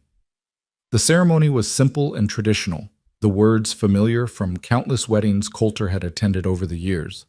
But when he spoke his vows, promising to love and honor Willa, to care for her children as his own, to build a life together in sickness and health, for richer or poorer, the words felt new, felt weighted with genuine meaning instead of just ritual. And when Willa spoke her vows, her voice steady despite the tears streaming down her face, promising to love him faithfully, to stand beside him through whatever life brought, to make their house a home, Coulter felt something break open in his chest, some last locked door swinging wide to let in light and air and possibility. "I now pronounce you husband and wife," Pastor Williams said, his voice carrying through the small church. "Coulter, you may kiss your bride." So he did, there in front of God and the people of Socorro and 3 children who'd become his own. He kissed Willa Vane, no longer Hartley, but Vane, his wife, his partner, his choice, and felt the rightness of it settle into his bones like warmth after a long winter. The celebration afterward was modest but joyful. Someone had organized food and drink in the church hall, and suddenly there was music and laughter and children running between the adults' legs. Coulter danced with his new wife, awkward because he'd never been graceful, but not caring because Willa was laughing and her eyes were bright with happiness, and this moment was perfect just as it was. He danced with Lark too, who blushed and stepped on his feet but glowed with pleasure at being treated like the young lady she was becoming. And he lifted Boone onto his feet, letting the boy stand on his boots while they swayed to the music, Boone giggling at the silliness of it. As the sun began to set and families started heading home before full dark, Coulter stood on the church steps with his arm around Willa's waist, watching the children play in the snow with some of the town kids. They looked so normal, so happy, so completely unlike the frightened, too quiet children who'd arrived at his ranch 6 months ago with nothing but the clothes on their backs and their mother's fierce determination to keep them safe. "What are you thinking?" Willa asked softly. "That I'm the luckiest man alive." He pulled her closer. "That I got a second chance I didn't think I deserved. That I love you more than I knew it was possible to love someone. That—" He stopped, emotion choking off words. "That you're happy," Willa finished for him. "I can see it in your face. The shadows are gone. You're actually, genuinely happy." "I am. Because of you. Because of them." He gestured to the children. "You saved me, Willa. You and your children walked into my life and saved me from slowly turning into a ghost, haunting my own house. We saved each other, I think. You gave us safety. We gave you purpose. Fair trade." "More than fair." He kissed her temple. "Come on. Let's go home." Home. The word had never sounded better. They collected the children and rode back to the ranch as twilight painted the sky in shades of purple and gold. The house was warm and welcoming when they arrived, candles lit in the windows courtesy of Miguel, who'd stayed behind to tend the animals and prepare a simple supper for the newly expanded family. That night, with the children finally asleep in their rooms and the house quiet around them, Coulter and Willa stood in their bedroom now, truly theirs, and just looked at each other. "So," Willa said, a smile playing at her lips, "what happens now?" "Now we live," Coulter said simply. "We wake up tomorrow and the day after and all the days after that, and we build this life we promised each other. We raise these children. We run this ranch. We figure things out as we go, probably make mistakes, definitely have hard times. But we do it together." "Together," Willa agreed. "I like the sound of that." "Me too." And so they did. The years that followed weren't perfect. Life never is. But they were good. The ranch prospered under their joint management, expanding gradually as Coulter and Willa reinvested profits into better stock and improved land. Silas grew into a fine young man, taking on more responsibility until Miguel could barely tell the difference between working with the boy and working with a full hand. When Miguel finally retired at 70, it was Silas who stepped into his role as foreman, managing the ranch with the same quiet competence he'd learned from both his mentors. Lark finished school in Socorro, and, true to her childhood dream, started a small school for ranch children who couldn't make the daily journey to town. She taught reading and writing and arithmetic from the Vane Ranch House, which had expanded to include a dedicated schoolroom. She never married, preferring her independence and her students, but she was content in a way that made it clear marriage wasn't necessary for happiness. Boone grew up with no memory of fear, no recollection of the days when home was uncertain and safety was temporary. He became a veterinarian, studying in Santa Fe, ironic, considering his mother's history there, and returning to practice in Socorro. He treated the ranch animals for free because, as he told Coulter, "You gave me a home. Least I can do is keep your horses healthy." And Coulter and Willa? They grew old together the way people do when they've chosen each other deliberately, when they've built something real instead of just settling for what's easy. They had disagreements and difficult seasons, times when the ranch struggled and times when their different approaches to problems caused friction. But they talked through it, worked through it, always coming back to the fundamental truth that they were better together than apart.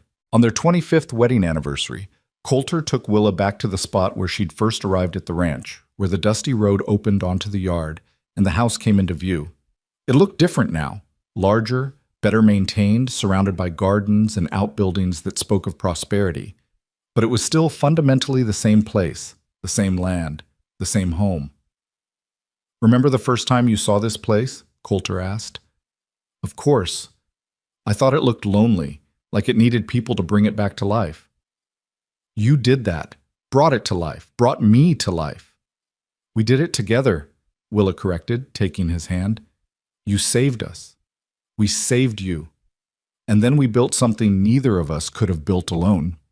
That evening, with all three grown children and their families gathered around the dinner table, because family traditions mattered because Sunday dinners had become sacred, Coulter looked around at the chaos of conversation and laughter and small grandchildren sticky with dessert and felt a contentment so profound it was almost painful. This was what life was supposed to be. Not perfect, not without its challenges and sorrows, but full, rich, meaningful, populated by people who chose each other, who showed up, who loved through the hard times and celebrated the good times and just kept showing up day after day. Willa caught his eye across the table and smiled, that same steady gaze that had met his across the ranch yard 25 years ago, when she'd been a desperate widow with nothing, and he'd been a broken widower who'd forgotten how to hope. That look said, "We made it. Against all odds, against every challenge, we made it." And they had. Years later, when Coulter Vane finally passed in his sleep, at the age of 86, with Willa holding his hand and his children surrounding his bed, his last words were simple. "Best decision I ever made was letting you stay."